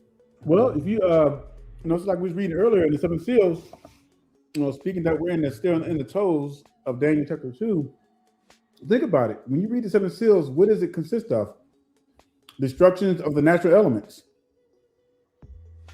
That's all he uses. The Most High has always used the natural elements. Even with the okay, look at the 10 plagues of Egypt. It's all elements of nature. Turn to water into blood, cause gnats to come out, frogs, boils, the hell mixed with fire. It didn't use any man-made generic weapon. It was all nature. I don't see Brother Yehoiadan's I don't see his question, brother Who's- JP. What happened? Look down in the comment section. It says, brother Okay. JP says, a brother formerly known as Yehudadan has a question. It's formerly known, but so what is his name now? Oh, let me see. Oh, question. Okay, I see what you're saying. Okay. So he's okay, I got you. I was a little bit confused there. Appreciate it. So he's no. Brother, he had changed his name to the Levitical progeny. Khan. Oh, okay. It says, question, aren't these heathens going to be getting 250 plagues this time as opposed to 7? I don't know. You know what I'm saying? I haven't counted the exact number of plagues, but we know it's going to be a lot. Mm-hmm. I'm not keeping. No, you have the pre. You got the plagues is going to be the post judgment. That will be. You got a lot of stuff. I know Jubilees about some plagues too. I mean, there's a lot of stuff that's happening. We see a lot of pestilence. When Matthew 24 talks about there will be pestilence, kinds of, and earthquakes in diverse places. So I mean, that could be part of it.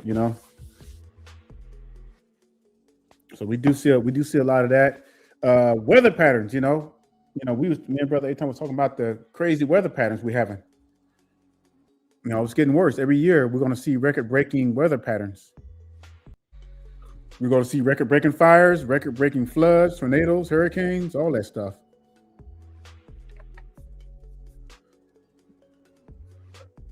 I like how the Most High is keeping them heathens off balance. I love it. Yeah. Oh, that's what I wanted to show you. Speaking of heathens, let me show you this right quick. Let's go to Deuteronomy 7. I'm going to show y'all something. Yeah, thanks for saying that because you reminded me I need to bring this out. Con. All right. Yeah, I'm man. going to read this for you. I'm going to show you why the Most High is not going to destroy these beasts all at one time.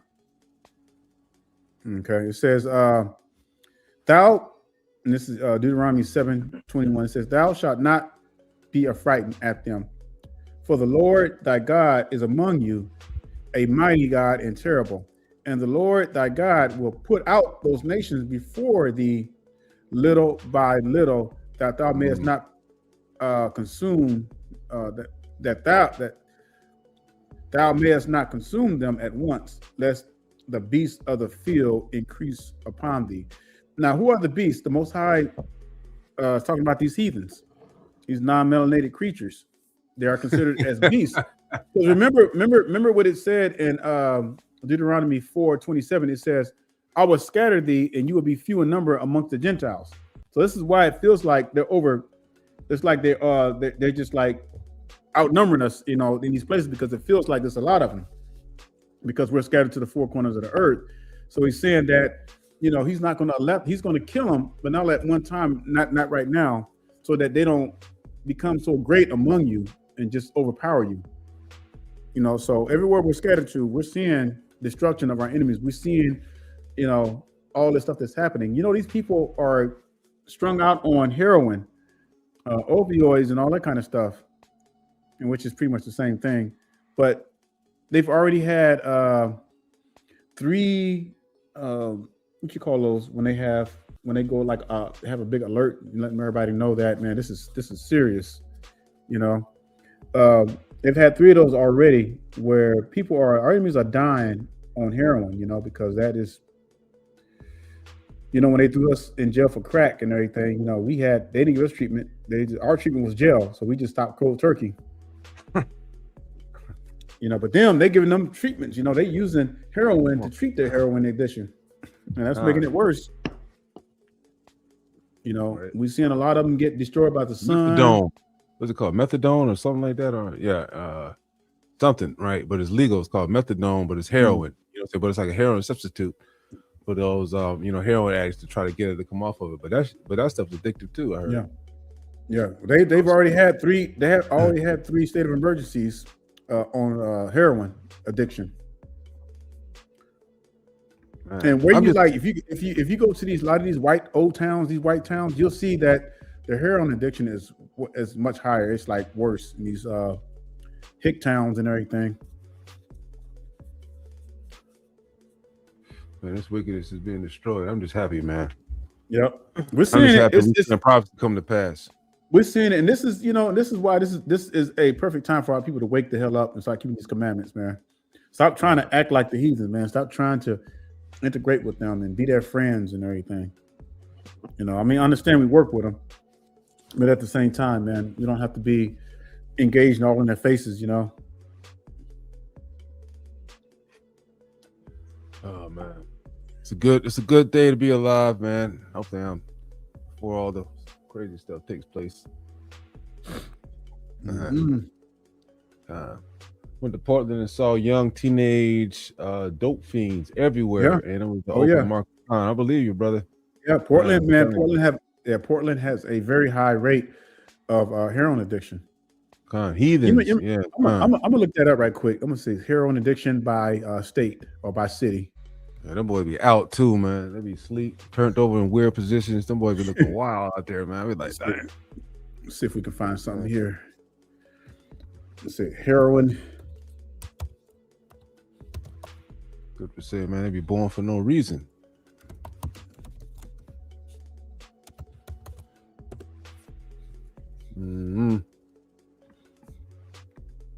As we see all this, unfold around us, Israel, right? You guys gotta concentrate on one thing, right? The only thing that we really need to do is keep the laws, statutes, and commandments. Just focus on that, right? Let the rest of the stuff just fall down around you, right? And let you die, die in righteousness. So therefore, you will receive, the promises that was made by, that the promises that was made to our forefathers, right? That's all we have to do. You don't have to get involved in any of this stuff that these heathens are doing, nothing like that. You can really have a great life just, following the laws, statutes, and commandments. It's easy, right? That's why the scriptures command us to be holy, come out from the ways of the heathen, come out for the world. You don't want to be a friend with the world because you're going to make you an enemy with God, right? We're in the land of these heathens. All these people are God's enemy, right? Just like we read throughout the prophecy of Daniel, right? Chapter 2, we see that what? The mountain became and spread throughout the whole earth and became everything on the earth. That was it. All the rest of these heathens, man, they're just here for a short time and they're going to all get destroyed. It doesn't make no sense for you to make friends with them or care about what they're doing or any of this stuff, right? They're all just for the fire. They're all going to get destroyed. At the end of the day, right, the only thing that we have to seriously worry about is us, right? What's your favorite scripture out? 14:12, Revelation 14:12. Revelation 14:12. Yes, sir. Right. They're the patience of the saints. Are they that keep the commandments of the Most High? And keep the commandments. Yep. Right. And then, right, you work out your own salvation, right, with fear and trembling. Right. So if you're doing that, that's really the main thing that we're here for, right? Doing that right there, and then trying to get this eternal life, right? Trying to get on for this, eternal life hustle. I know I'm trying to get there. And most importantly, too, we are called to correct our brothers and our sisters. But a righteous correction, because if we know and if we know the truth and we see our brothers going in the wrong, it's up to us to be like, hey, that's not right. You're an Israelite. You're a Hebrew Israelite. We have a command to keep the commandments. And if they don't listen, they just don't listen. But you've told them. That's right. Because I guaranteed you, man. A lot of our people, and I would probably be safe to even say that I don't think there's not a Israelite person, black person, whether they heard the truth, whether they realize who they are or not, who has not heard the truth. I guarantee you, man, everybody has heard about a Hebrew Israelite in one form or fashion. Yeah. So it's not going to be an excuse. It's not going to be, well, I didn't know. But the thing is, right, it's detrimental because we're the only ones that can live after all the destruction. After everything is over, all the curses that come on the heathen and destruction that come on the earth, right? It's up to you. Do you want to be there for the next thing, right? Man, you could be, chilling, right? Training swordsmanship for 1,000 years with Michael, right? You could be, chilling out with Moses, right? Learning what, just learning and listening to his stories firsthand for the first 100 years, like it's nothing. time is going to be something that's it's going to no longer exist for you. You're just going to be living with nothing to worry about, but just, you know, doing whatever you want to do, pretty much just chilling, as long as it's all in righteousness.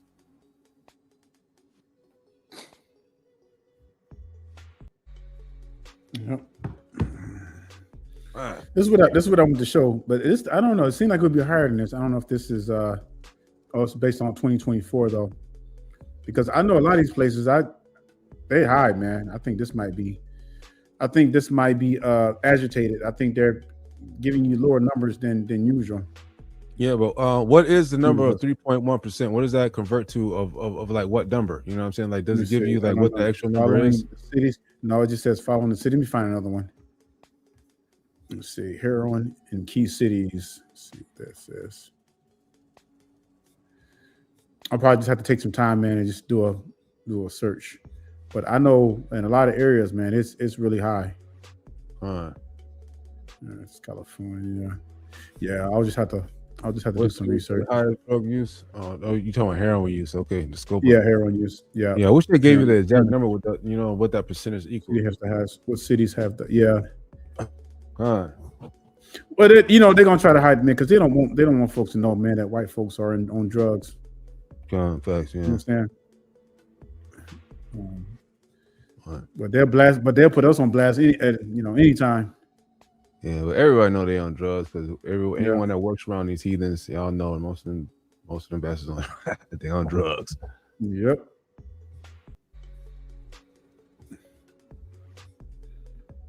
So I don't talk to you. Much strong delusions. Much peaceful. Hey, that's what I'm talking about, sis. That's right. I'll no longer talk to the heathen woman with strong delusions, and life has been much more peaceful. That's right. Can't let these heathens interrupt your peace. All right. That's right. No praises. That's right. They're padding their stats for the betterment of themselves. I agree, brother. They always do that. But, you know, that's part of the curses on us, though, right? We're going to be a proverb, right? A byword and this, that, and the third to the heathen. You know, the Most High made it so. But you got to look at it in situations. Most of this, I mean, you know, look at our people. Look at the state that we're in as a people, right? We've been integrated with the heathen. And, you know, a lot of us are acting out. And they're going to point the finger to those that act out, and then they're going to make a big deal of it because that's part of the curses. Right? Yep. That's just what it is. It's like a catch-22. Nothing you can do, right? All you got to do is just, keep the commandments pretty much. How repetitive that sounds. Yeah, no, yeah, it got to be, man, because we're in the fickle right now, you know. And what can you do? You know, we don't have no army. You know, we just, you know, Hosea 3:4 says that, you know, we're gonna remain in a time without an image, without an ephod, without a teraphim, without a priest. I mean, you know, we're pretty much just flapping in the wind right now until, you know, the Most High prophesies and fulfills everything, and then trust me, he's coming to get us. It ain't no fairy tale. You know, sometimes when you live in prophecy for so long, that revelation actually becomes a shock. You know, so the stuff that we're seeing right now, it's like, wow, is this really happening? You know, I mean, are we that close to the end? It's almost unbelievable. It's almost surreal because, you know, all these years, when you think about us forefathers, even just go back 3 generations, you know, like, no, man, we've gone downhill so quick. And it seemed like when you were growing up, you know, it seemed like those days were always the better days than versus now, because everything has gotten so crazy and bad. You know, the respect level has gone down. Like it used to be a time where when I was growing up, you said ma'am, like if you was out with your friends and their mother came out or their father came out, you was like, yes, sir, yes, ma'am. You know, with no disrespect. Nowadays, these kids, our people, no respect whatsoever. Just straight up defiant. Yep. And that's just going to cause more tension and fights, and you know, because I don't know, man. Yeah, and then when you have a generation that's being raised by a weaker vessel, you take on that, and you can't control your emotions. And now you got men, in the middle ages, in their 30s, because of all of the decades of this stuff, acting like women. They carry themselves like women. They can't problem solve. They can't think strategically. They can't think mentally because too many of our people are in their emotions. I'm talking about the men. That's scary when you got a full-grown man and a man's body with his natural strength in their emotions, man. That's a disaster. That's a recipe for disaster. God, with no respect for other men. That's Yeah. insane. That's why you're having all these fights online, and these shows. And who was that? Two brothers that had the podcast. They were getting ready to fight and everything. They probably raised by women, man. I had to say it. I hate to kind of go off on a tangent like that, but it is what it is. Man, when you take the father out the home, man, you take the masculinity out the home. You just do. There's no masculinity in raising children by yourself for a female, because you can't give them that. That's one thing they lack, is that masculinity. Now masculinity is a toxic thing now. Yes, it's wild because like one was like standing up for respect, you know what I mean? And then you got another one being disrespectful on purpose because he doesn't know how to handle himself like a man. Right. And see, like that's the two things that's going to make the generations not get along, right, between one generation and the next, because one think that they can talk to you however they want, and the other one they just think that respect is off the top, like it's just like the commandments, right? Because you live by the old style, everybody gives respect to everybody, just like the commandments tell you that what, treat your brother like you want to be treated, right? You're not going to want to come up to another brother and then talk to them, and then you talk to them all kind of crazy about or whatever it is, because you want to treat a brother the way you want to be treated. So if I see a brother on the street, I speak professionally. Hey brother, how you doing? Hey, shalom. And then a brother speak back. I've never gotten into a situation or anything like that where all of a sudden a brother just mad at me out of the blue, or a brother don't want to, because of the way I carry myself, because I keep the commandments. I've never been able to not get along with my own people. Right. It's just that, but we see brothers all the time, with this facade, this tough guy act, or whatever the case may be. Even though it doesn't affect me, tough guy acts don't affect me because I keep the commandments. I'm just respectful. It is what it is. It'll get you through all kinds of situations, like no matter what. But if you're out here, living in your emotions, right? Yeah, you can't, like Brother Daniel was saying, you can't strategically plan or think logically, man, you end up dead. Like so many of our people have ended up so many times ended up dead. And that comes before, and that comes from the heathens' ability to divide and conquer us, right? That's right. Which they have done. They have divided and they have look conquered. You look at the hood, man. A lot of our people, man, be willing to pull a trigger over emotions, man, before they can talk things out. Just get so mad, man, pull out a gun and start shooting. Don't think, don't care. The consequences are nothing. That's a dangerous state of being, man. That's like that's when you need to be up there with them fallen angels, man. You need to be locked up with them. Yeah.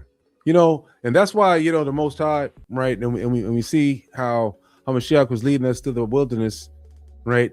We had to kill wickedness. It was no like ideas of certain things, like like a homosexuality, right? In our nation, which I really hate, right? But our women, they champion that stuff, right? They're the only ones that are really friends with the homos, right?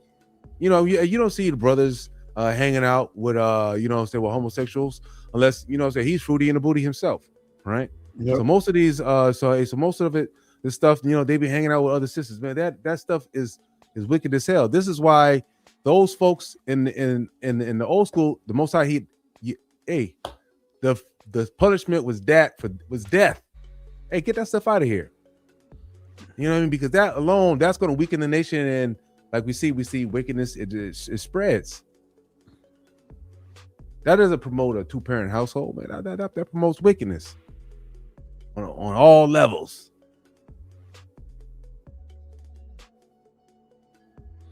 I don't know what's going on. Sin is. This is why, man. I'm so glad we're in the toes of Daniel too, because, man, if this thing carries on, man, our people are going to be destroyed. God. You know, something has to break, man. Because sin is like a magnet. And that's why when Brother Aton was bringing it out, why people back in the day were being destroyed. You look at the bottom of Mount Sinai, man. The Most High had to open up the ground and swallow them them wicked jokers, man. God. Because guess what? If he hadn't done that, the wickedness would have been allowed to spread. But you look how wickedness has been allowed to spread within our people, because we've gone 70 years unchecked, man. This is why you can get a group of people, man, that can get on welfare and raise children by themselves, go unchecked. But all that's doing, man, is inflaming the wickedness. It's spreading it even more. But there was a time where stuff like that would have gotten checked at the door. Right, but when sin goes unchecked, these heathens, man, they are one of the biggest people who do not like to check wickedness. Yeah, I heard about that, Brother Dre, man. The one that said he turned his life over to, he's trying to be a Christian or whatever, and he spoke out against it. I know what you're talking about, Khan. Well, he's searching, I guess. Still, he'll soon come to the Israel team, Lord willing. But man, it's like these, like the Most High, like these ideas are killed at the root. That's why if you're homeless or whatever it is, you got killed at the root. We don't let you come and fester the ideas so others get infected and so forth and so on. Like, man, Israel has a lot of sick ideas that we have that we just tolerate, right? You got Pookies and Ray Rays that are around there, they're running around having sex with baby mamas and doing all kinds of crazy stuff, and they're telling them, oh, it's okay, and you come in there and then you having 2 baby daddies and all kind of crazy stuff. Man, the nation is destroyed. Right, man, you can't build a community like that. You can't build wealth like that. You can't come back to the Most High. You don't have no structure. It's impossible to do things like that. Everybody just running wild and wicked.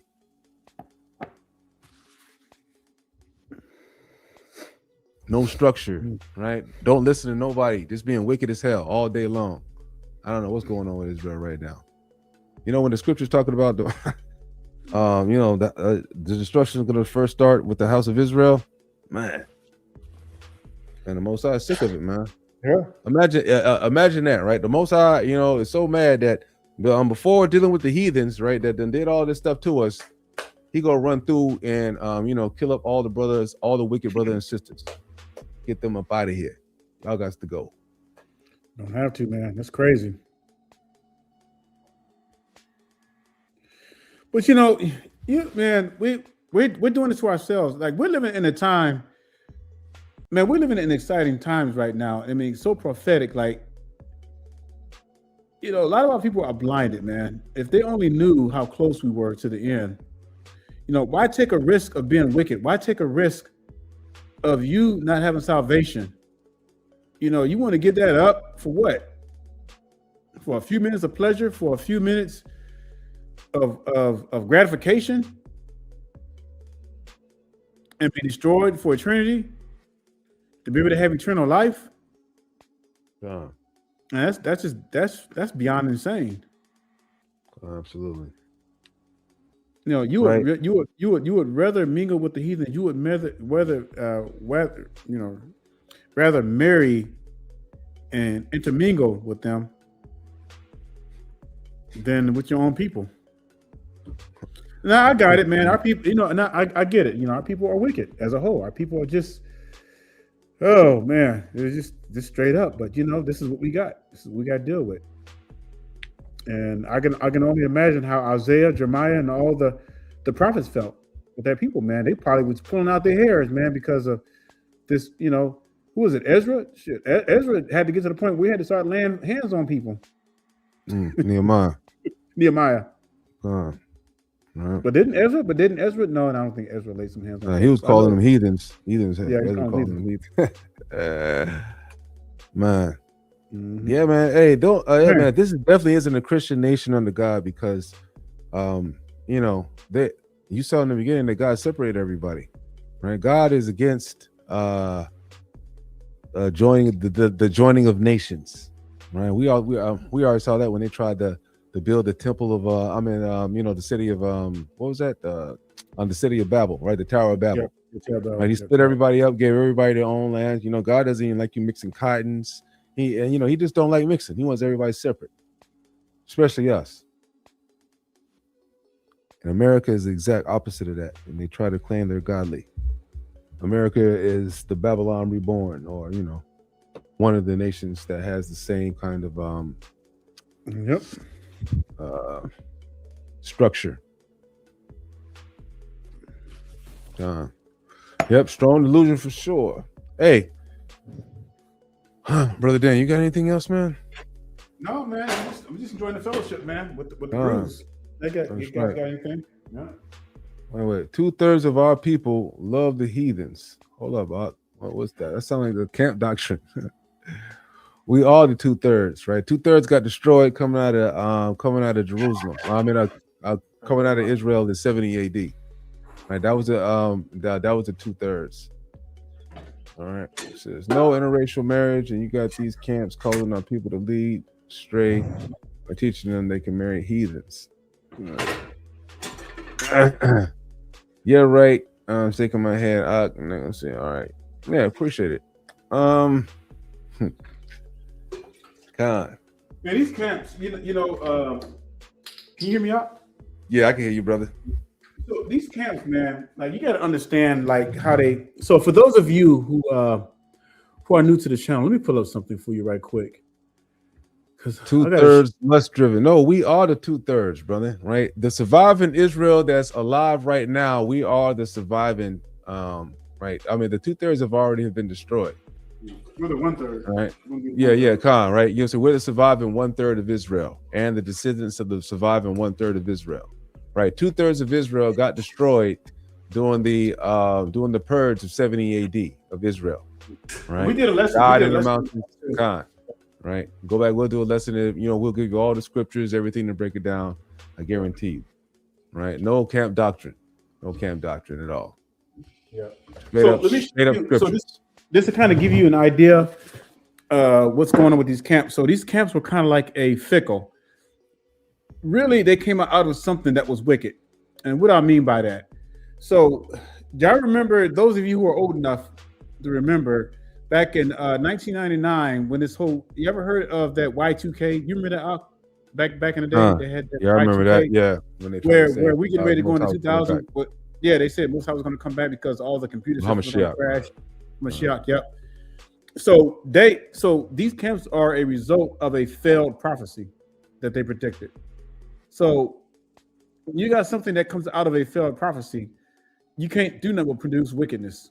All right. So that's the point that I'm making right here.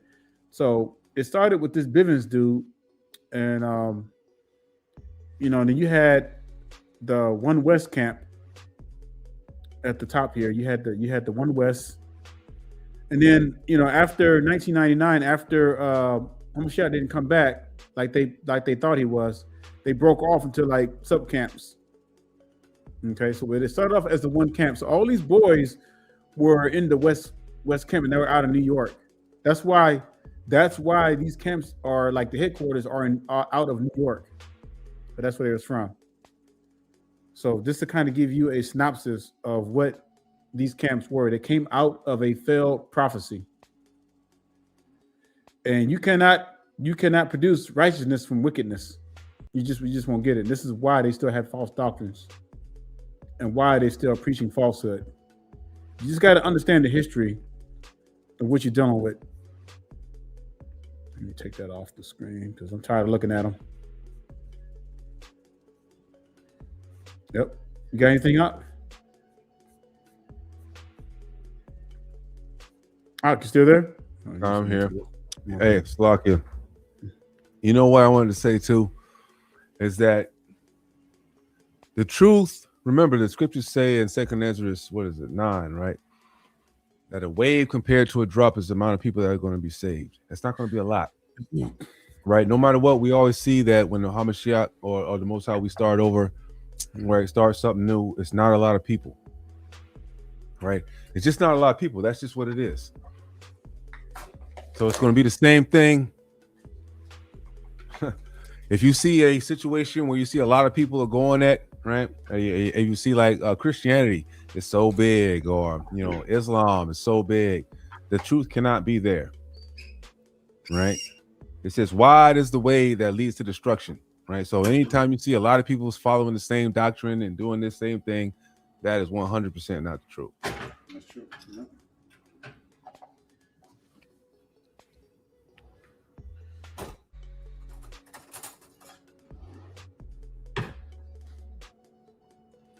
Yeah, like I said, man, these camps came out. These camps came out of a failed prophecy, man.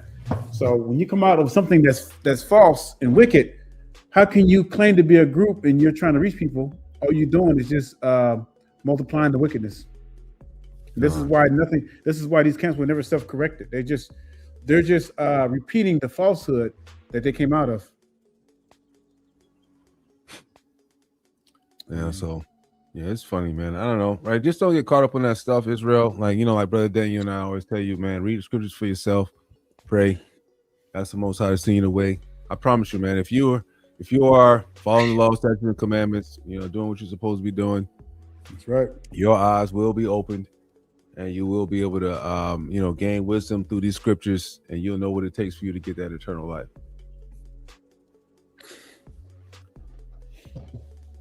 Right.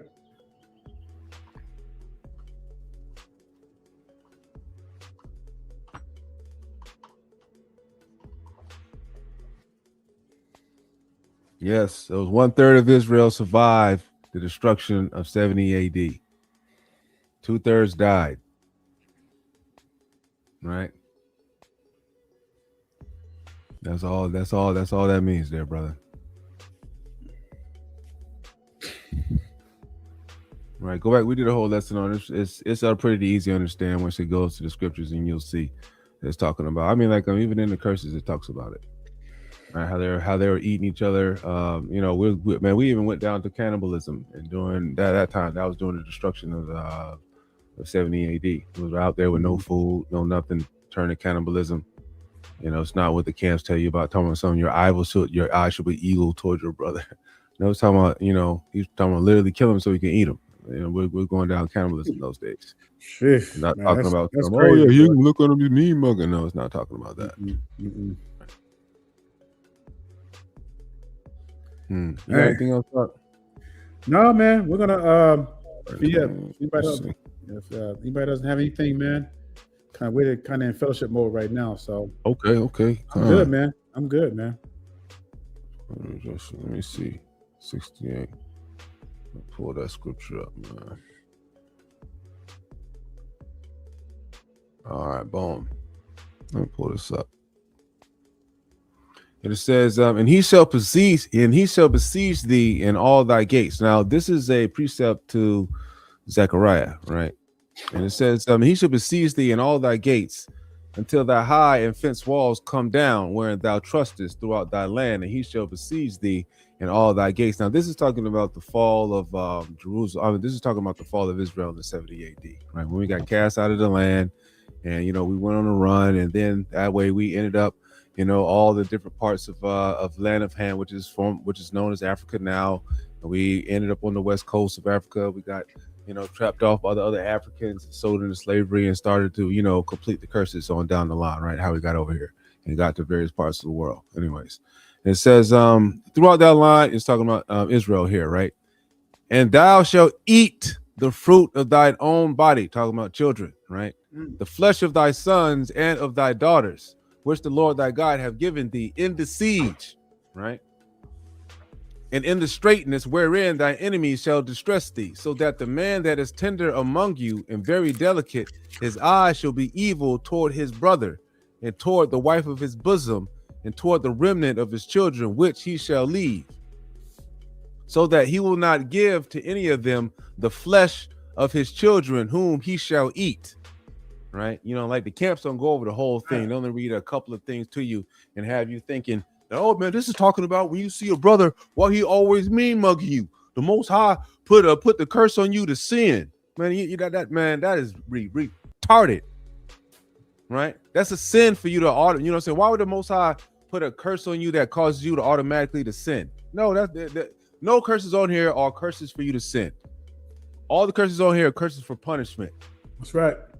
You know what I'm saying? The Most High is not going to make you all of a sudden be mad at your brother. That goes against everything the commandments teaches.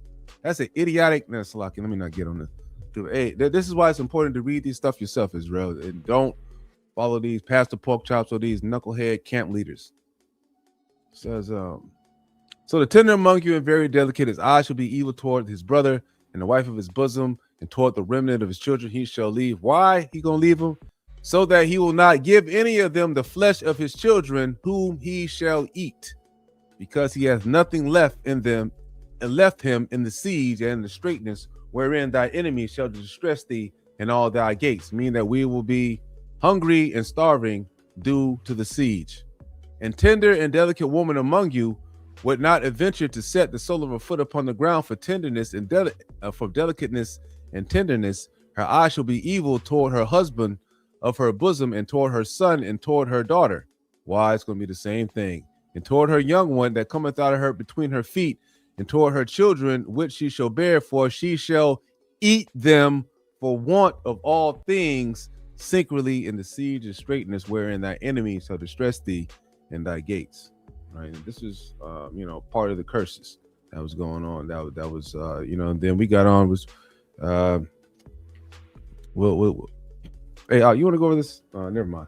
But that's just like just like part of the curses that was going on during the siege, right? 2/3 of Israel were destroyed. We are the descendants of the 1/3, and from us we shall be the Khan. That's right. There we go. Khan. There it is, brother. Yeah, Drapey pulled it up right there. Those are the scriptures, right? And so the 1/3 Khan, right, is scattered to the four corners of the earth. We are the descendants of the 1/3. Now, out of the 1/3, whoever makes it, they're the ones that keep the law, statutes, and commandments. I know I pray every day that I possibly, by the skin of my teeth, make it in. I know Brother Daniel hopes he makes it in too, and the rest of y'all that keep the commandments. But a lot are going to be destroyed. A wave compared to a drop. If you don't believe me, I'll show it to you one more time. I think it's on 22, maybe.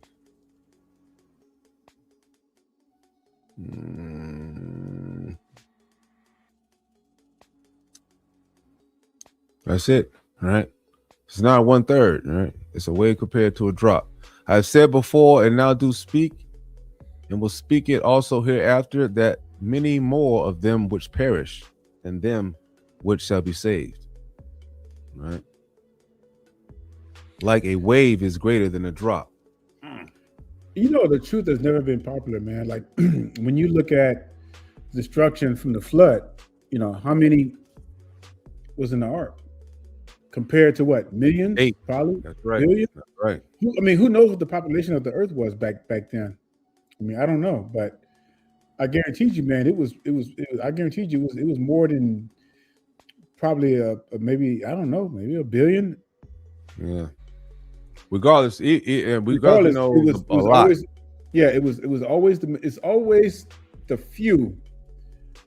Sodom and Gomorrah, and shit. Lot he barely made it out himself. That's right. And that's 3 cities, Israel. Like Sodom and Gomorrah is literally 3 cities, so that's probably millions of people as well. Millions. 3 huge cities of cesspool of wickedness. Only Lot, his wife, and his 2 daughters. 4 people made it out.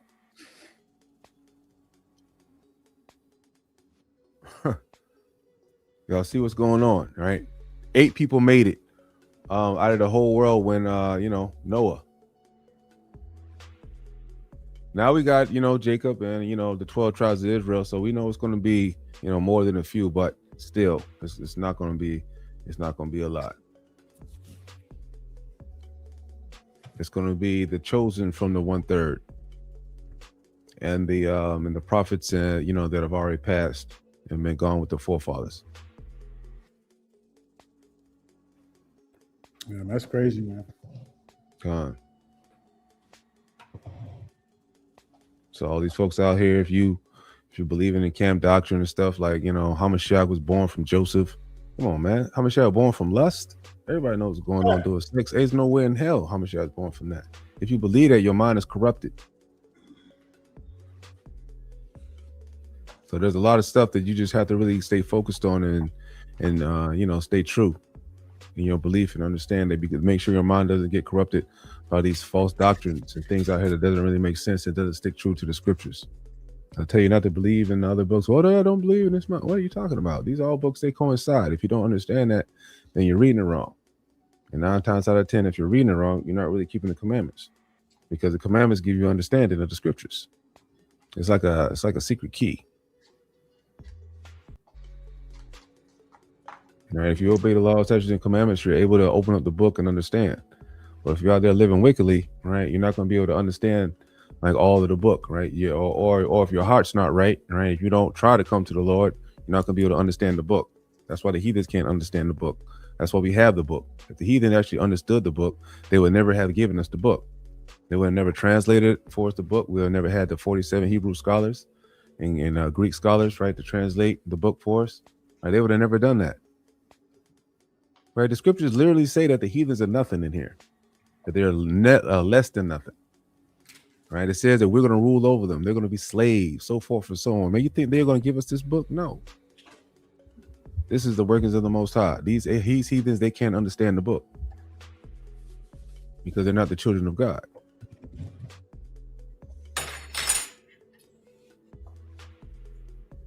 And it's crazy because this is still the best-selling book of all time. Every year it is.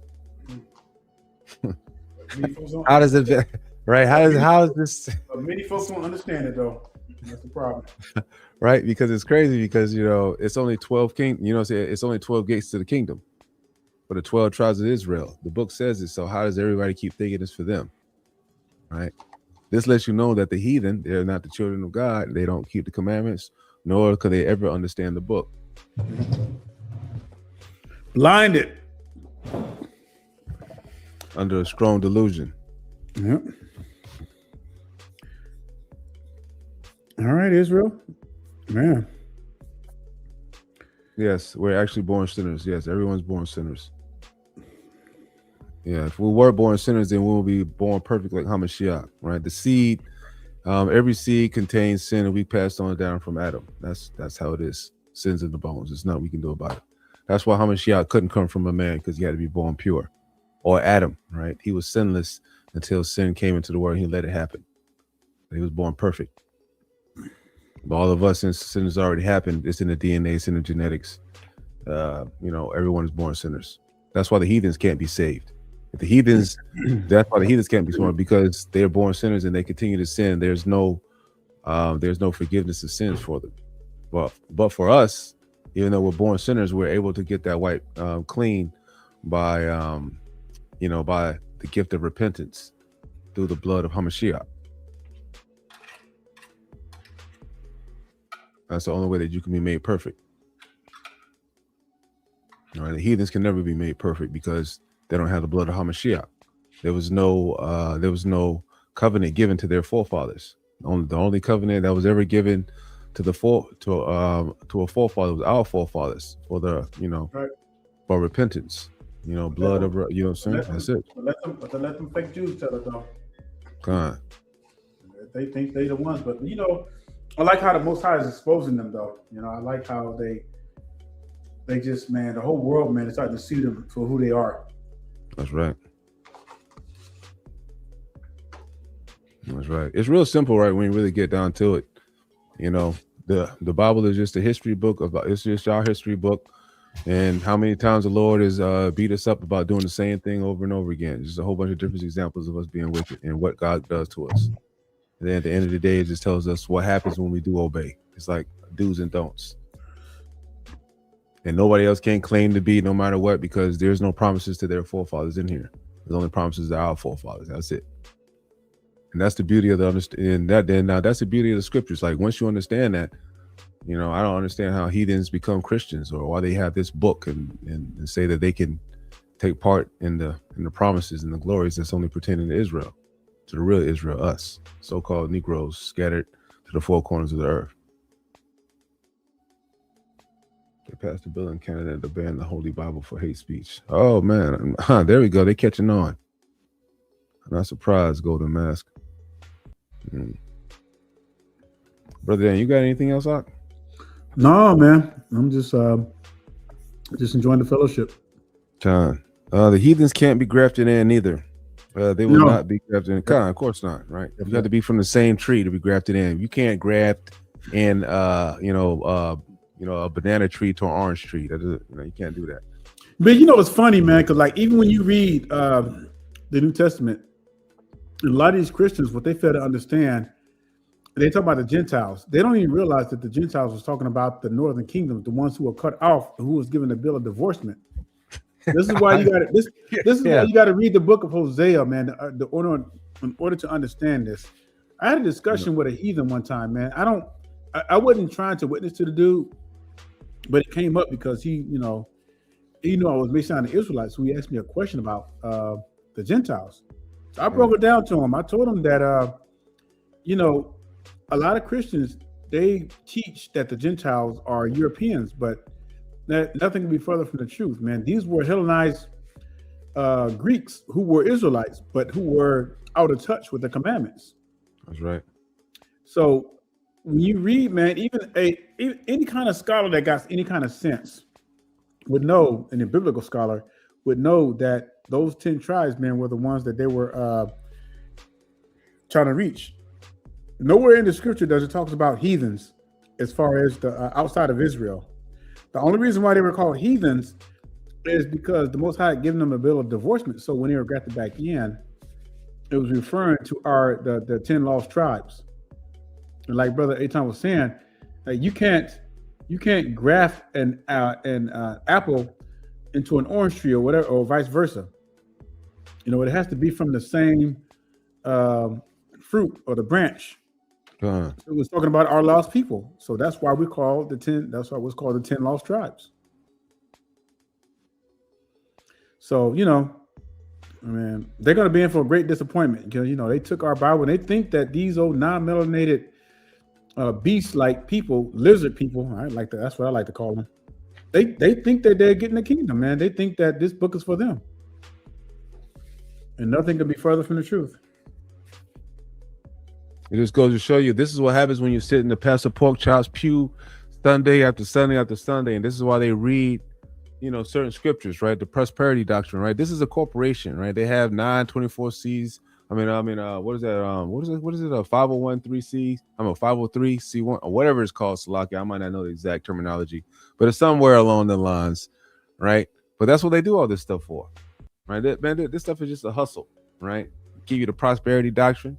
They make you feel good, right? They want you to, pay tithes when they don't even understand that tithes are crops, right? So forth and so on. They don't read none of the scriptures really. It's just a business, right? A lot of you, a lot of our people, they come from these so-called churches, right? Which we know, what does the prophet say, right? That the Most High is not in any of these churches made with hands. So said Joel the prophet.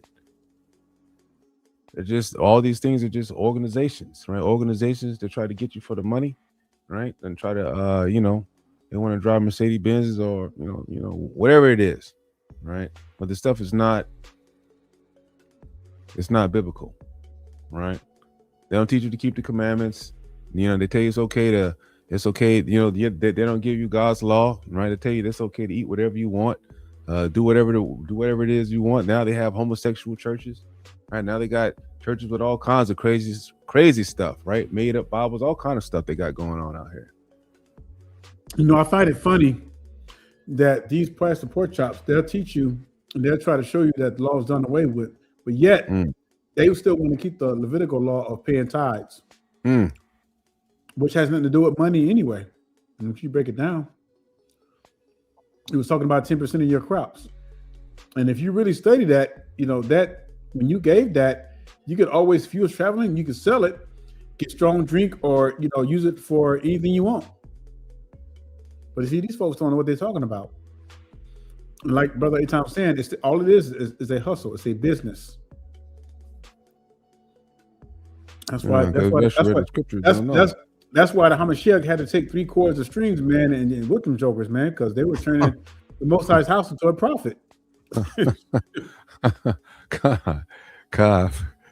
Yeah, man. You know, they don't tell you that, oh yeah, man, Christ don't get violent. Yeah, right, man.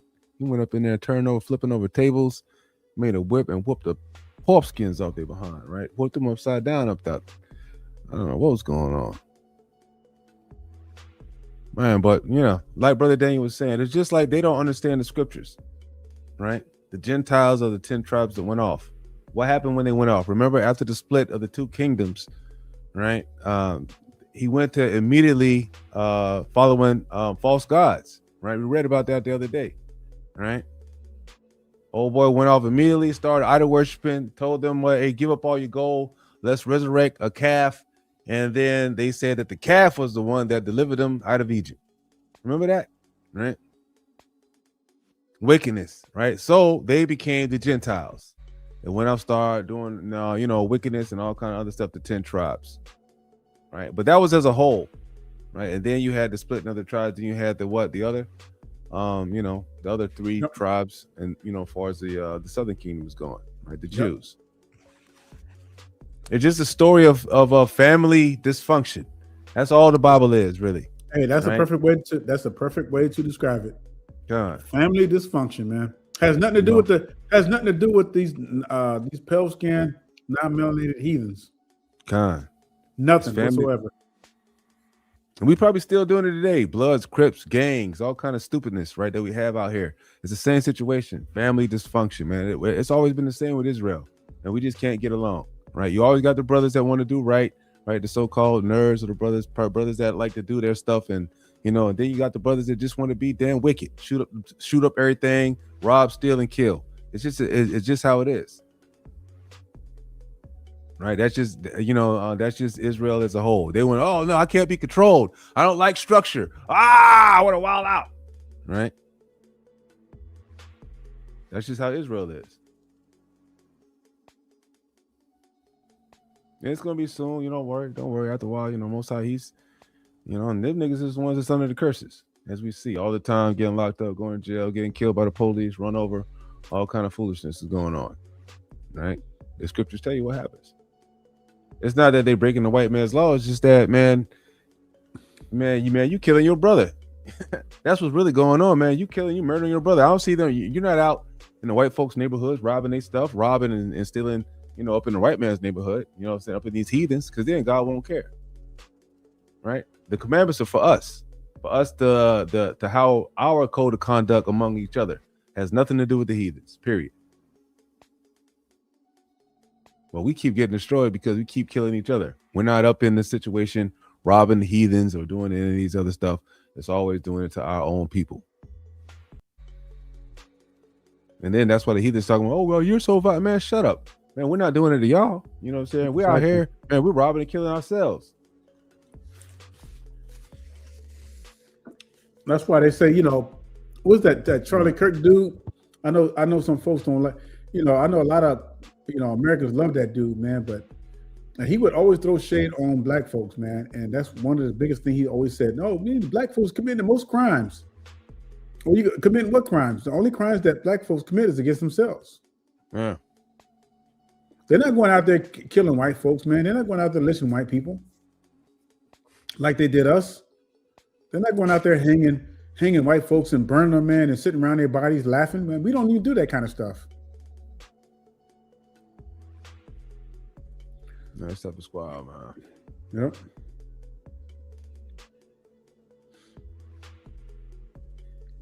Man.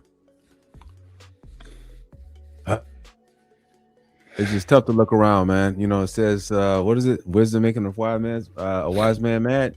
Yep, Ecclesiastes. Yep. Yep. What it said? Captivity makes a wise man mad. That's right, man. I mean, it's like the more truth it's like and that's kind of almost an curse in itself, because it's like this truth, but it's nothing you can really do about it, but to let it play out. but it does something to you because it frustrates you. This is why me and Brother Aton get frustrated with our people. It's not that we hate our people. We love our people, but we just hate the wickedness that's going on with our people.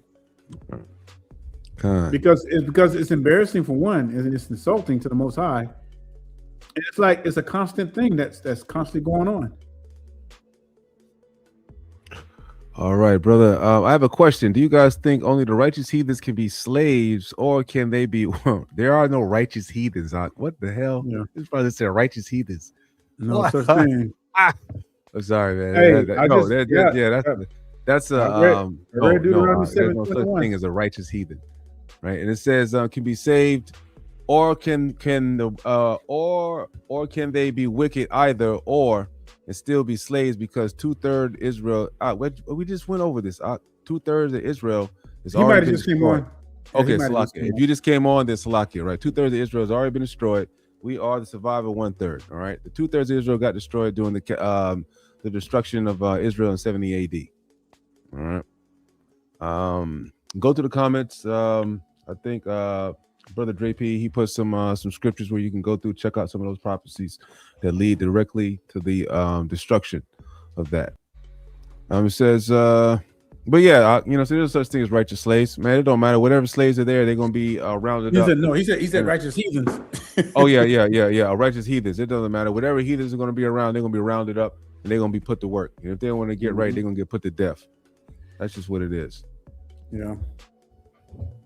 Most of us not playing back in the. I mean, like, man, when it comes to that time, there is not going to be any uproar or any upheaval. It's going to be destroyed, right? No heathen can be righteous. The only way that you can be righteous is that you have to have your sins washed away or the slate wiped clean. That's the only way that you can be righteous, and that's. Well, not only that though, you have to be a part of it. You probably have to be a part of the bloodline because they were not. They were never part of the bloodline.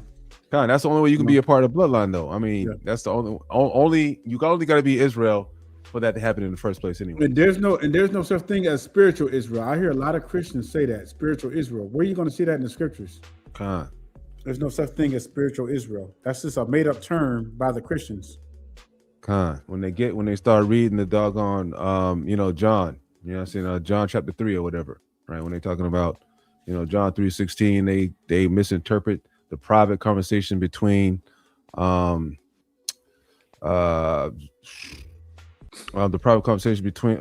that brother? Hamashiach and Nicodemus. There it is, right? Mm-hmm.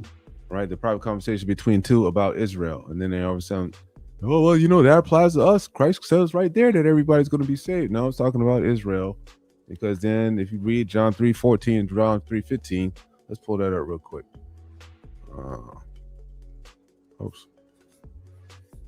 Salakia. Let's read something in the background.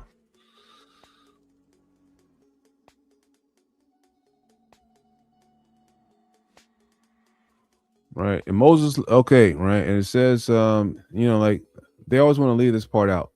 Right, no man had ascended up to heaven, but he that came down from heaven, even the Son of Man, which is in heaven. And as Moses lifted up the serpent in the wilderness, even so must the Son of Man be lifted up, right? That whosoever believeth in him should not perish, but have eternal life. As Moses lifted up the serpent in the wilderness, who did he lift up the serpent to? Right, Israel's being wicked as hell. Moses lifted up the serpent on the staff, which is where they get the medical sign from, right? That is actually the sign of healing. Right, because Moses had put a serpent on the staff, and whoever looked upon the serpent of the staff, they were healed. Right, even so, which means the same as equal to, must the Son of Man be lifted up. So not lifted up for the damn heathens, but lifted up for Israel.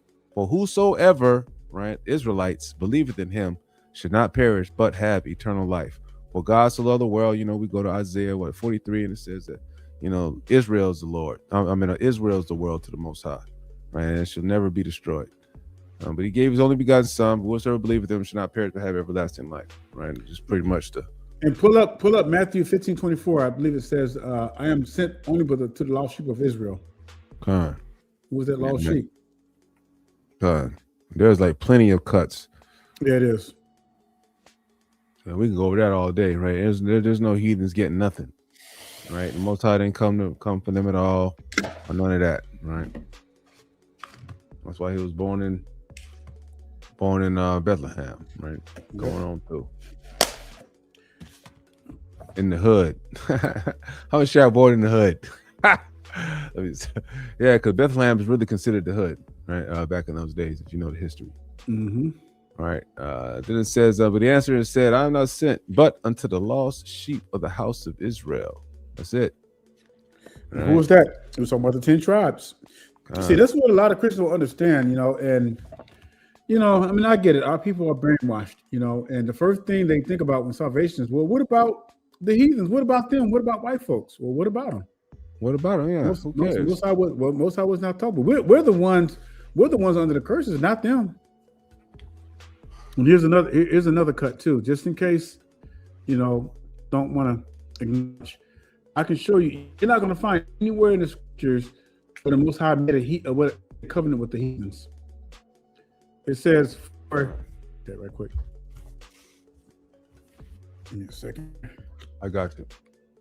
It says, for if the first covenant had been faultless, then should no place have been sought for the second.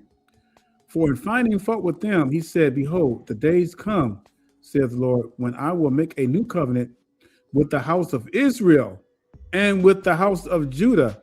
It didn't say with heathens. It didn't say with the white boy. It didn't say with Europeans. It didn't say with Filipinos. It says a new covenant with the house of Israel and with the house of Judah. Now you got to understand, Israel and Judah are the northern and southern tribes that were split up thousands of years ago. Those are kingdoms. And it goes on to say, can you hear me? I can hear you. It goes on to say, not according to the covenant that I made with their fathers in the day when I took them by the hand to lead them out of the land of Egypt. Who is it talking about? It's talking about the Hebrews. Because they continued not in my covenant, and I regarded them not, saith the Lord.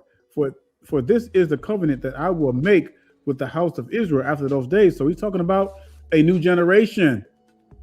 Of course, the old generation of Hebrews are dead in the grave. Saith the Lord, I will put my laws into their mind and write them in their hearts, and I will be to them a God, and they shall be to me a people. Who have been waking up as a people on this earth? Israel. Negroes. And they can't be talking about a spiritual Egypt or anything like that, because verse 9 cuts that. Verse 9 cuts that. It never says that. So it's talking about a genealogy, and it says, I will make a new covenant, but it's really a renewed covenant because the old covenant wasn't really broken.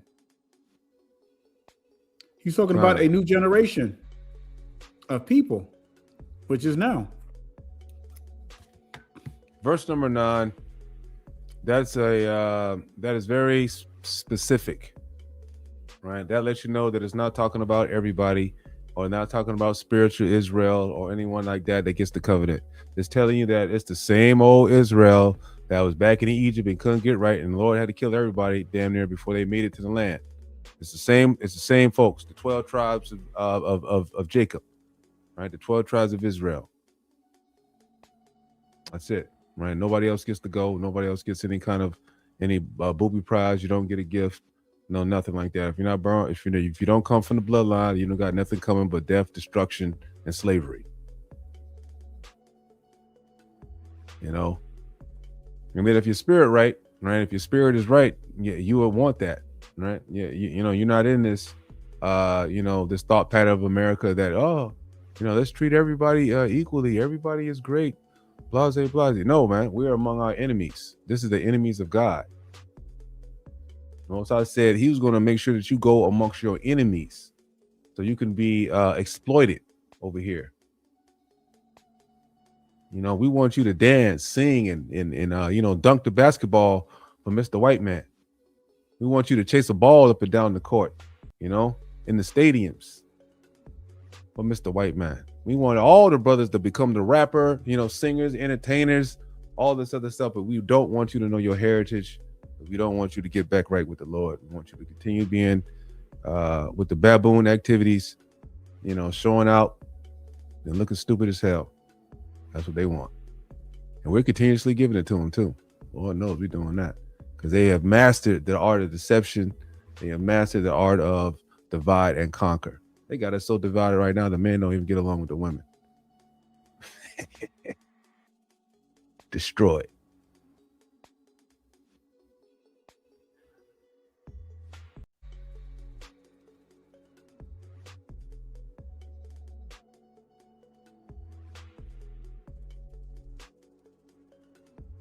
It's crazy. Mm-hmm. So he will cleave us. Yeah, of course. Yeah, that's right.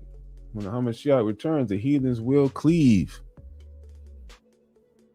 They're gonna be cleaving hard too, because they're gonna be like, uh-oh. You know how the scriptures say that, man? They're gonna be like, there's no way in the world it's them you coming to save. Like, only to us, we think we're great. Only us, period. Right? To the heathens, right? They man, we're looked at as less than nothing, really. You know what I mean? We're looked at as slaves, as people that they can just do whatever they want with.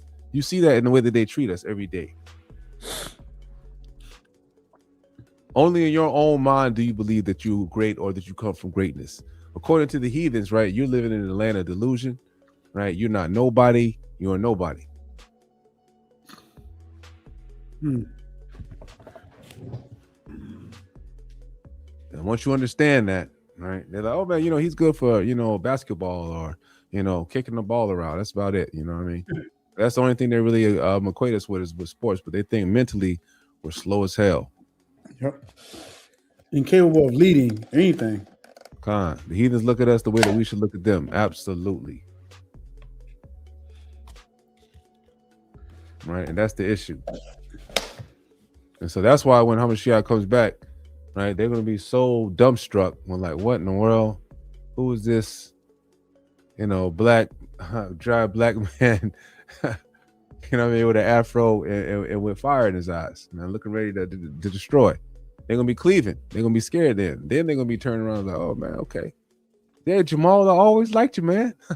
Hey, Yeah, they're gonna think it's man. Let's say a black Hamashiach, man. They're gonna think it's the devil. Watch what I tell you. Man, I always thought you was cool. Yeah, that's good. It's coming. Oh man, imagine the reality is going to change up so much in those days, man. Just the whole idea of it all, right, man? We think we're, you know, it's going to be a drastic change than what it is now.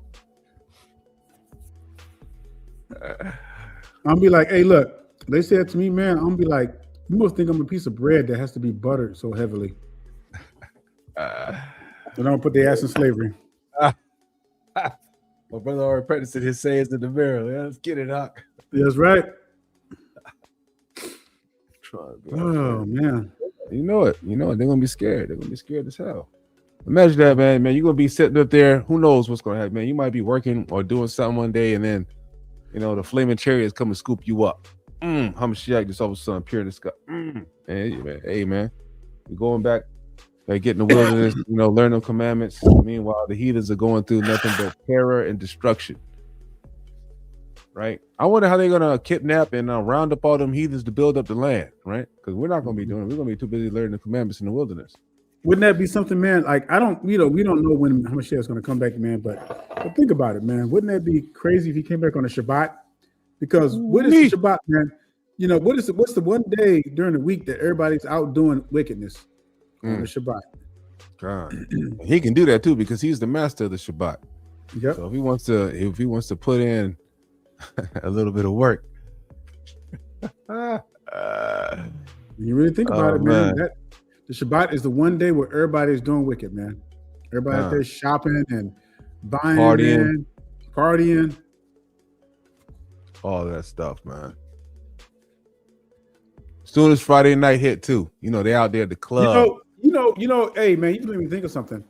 You know, Friday night, not Friday night, but early, you know, right after the Shabbat mass, when, you know, Hamashiach rose from the dead, you know what I'm saying? So what if it happened like early in the morning? Because it did say his coming is gonna be like a thief in the night. Nobody's gonna be expecting it, man. Like, you don't know when the thief is gonna come.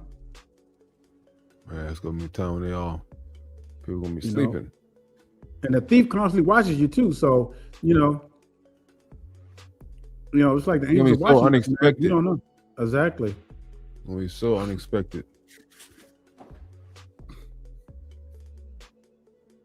Man, That's gonna be unexpected, man. Just to drop. Bam. Hope I'm Lord willing, man. I didn't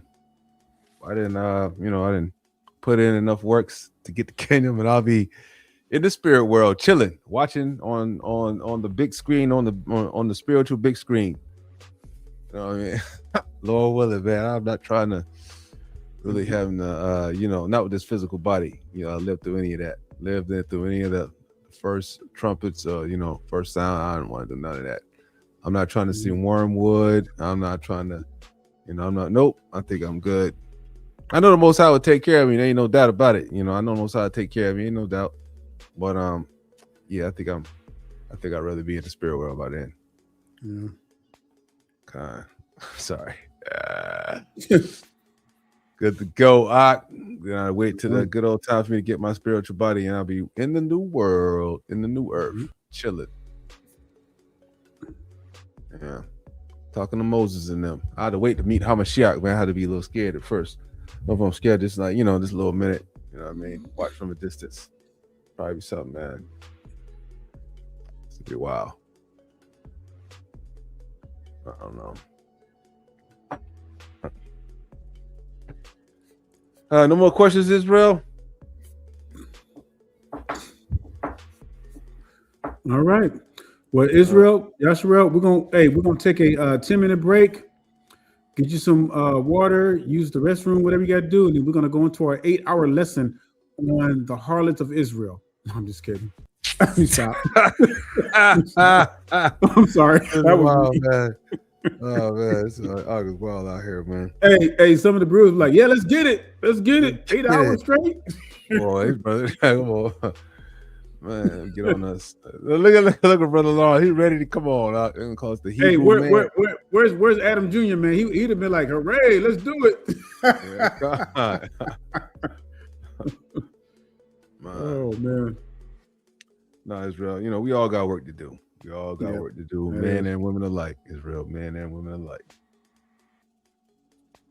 All right. All right, Yashirel, brother.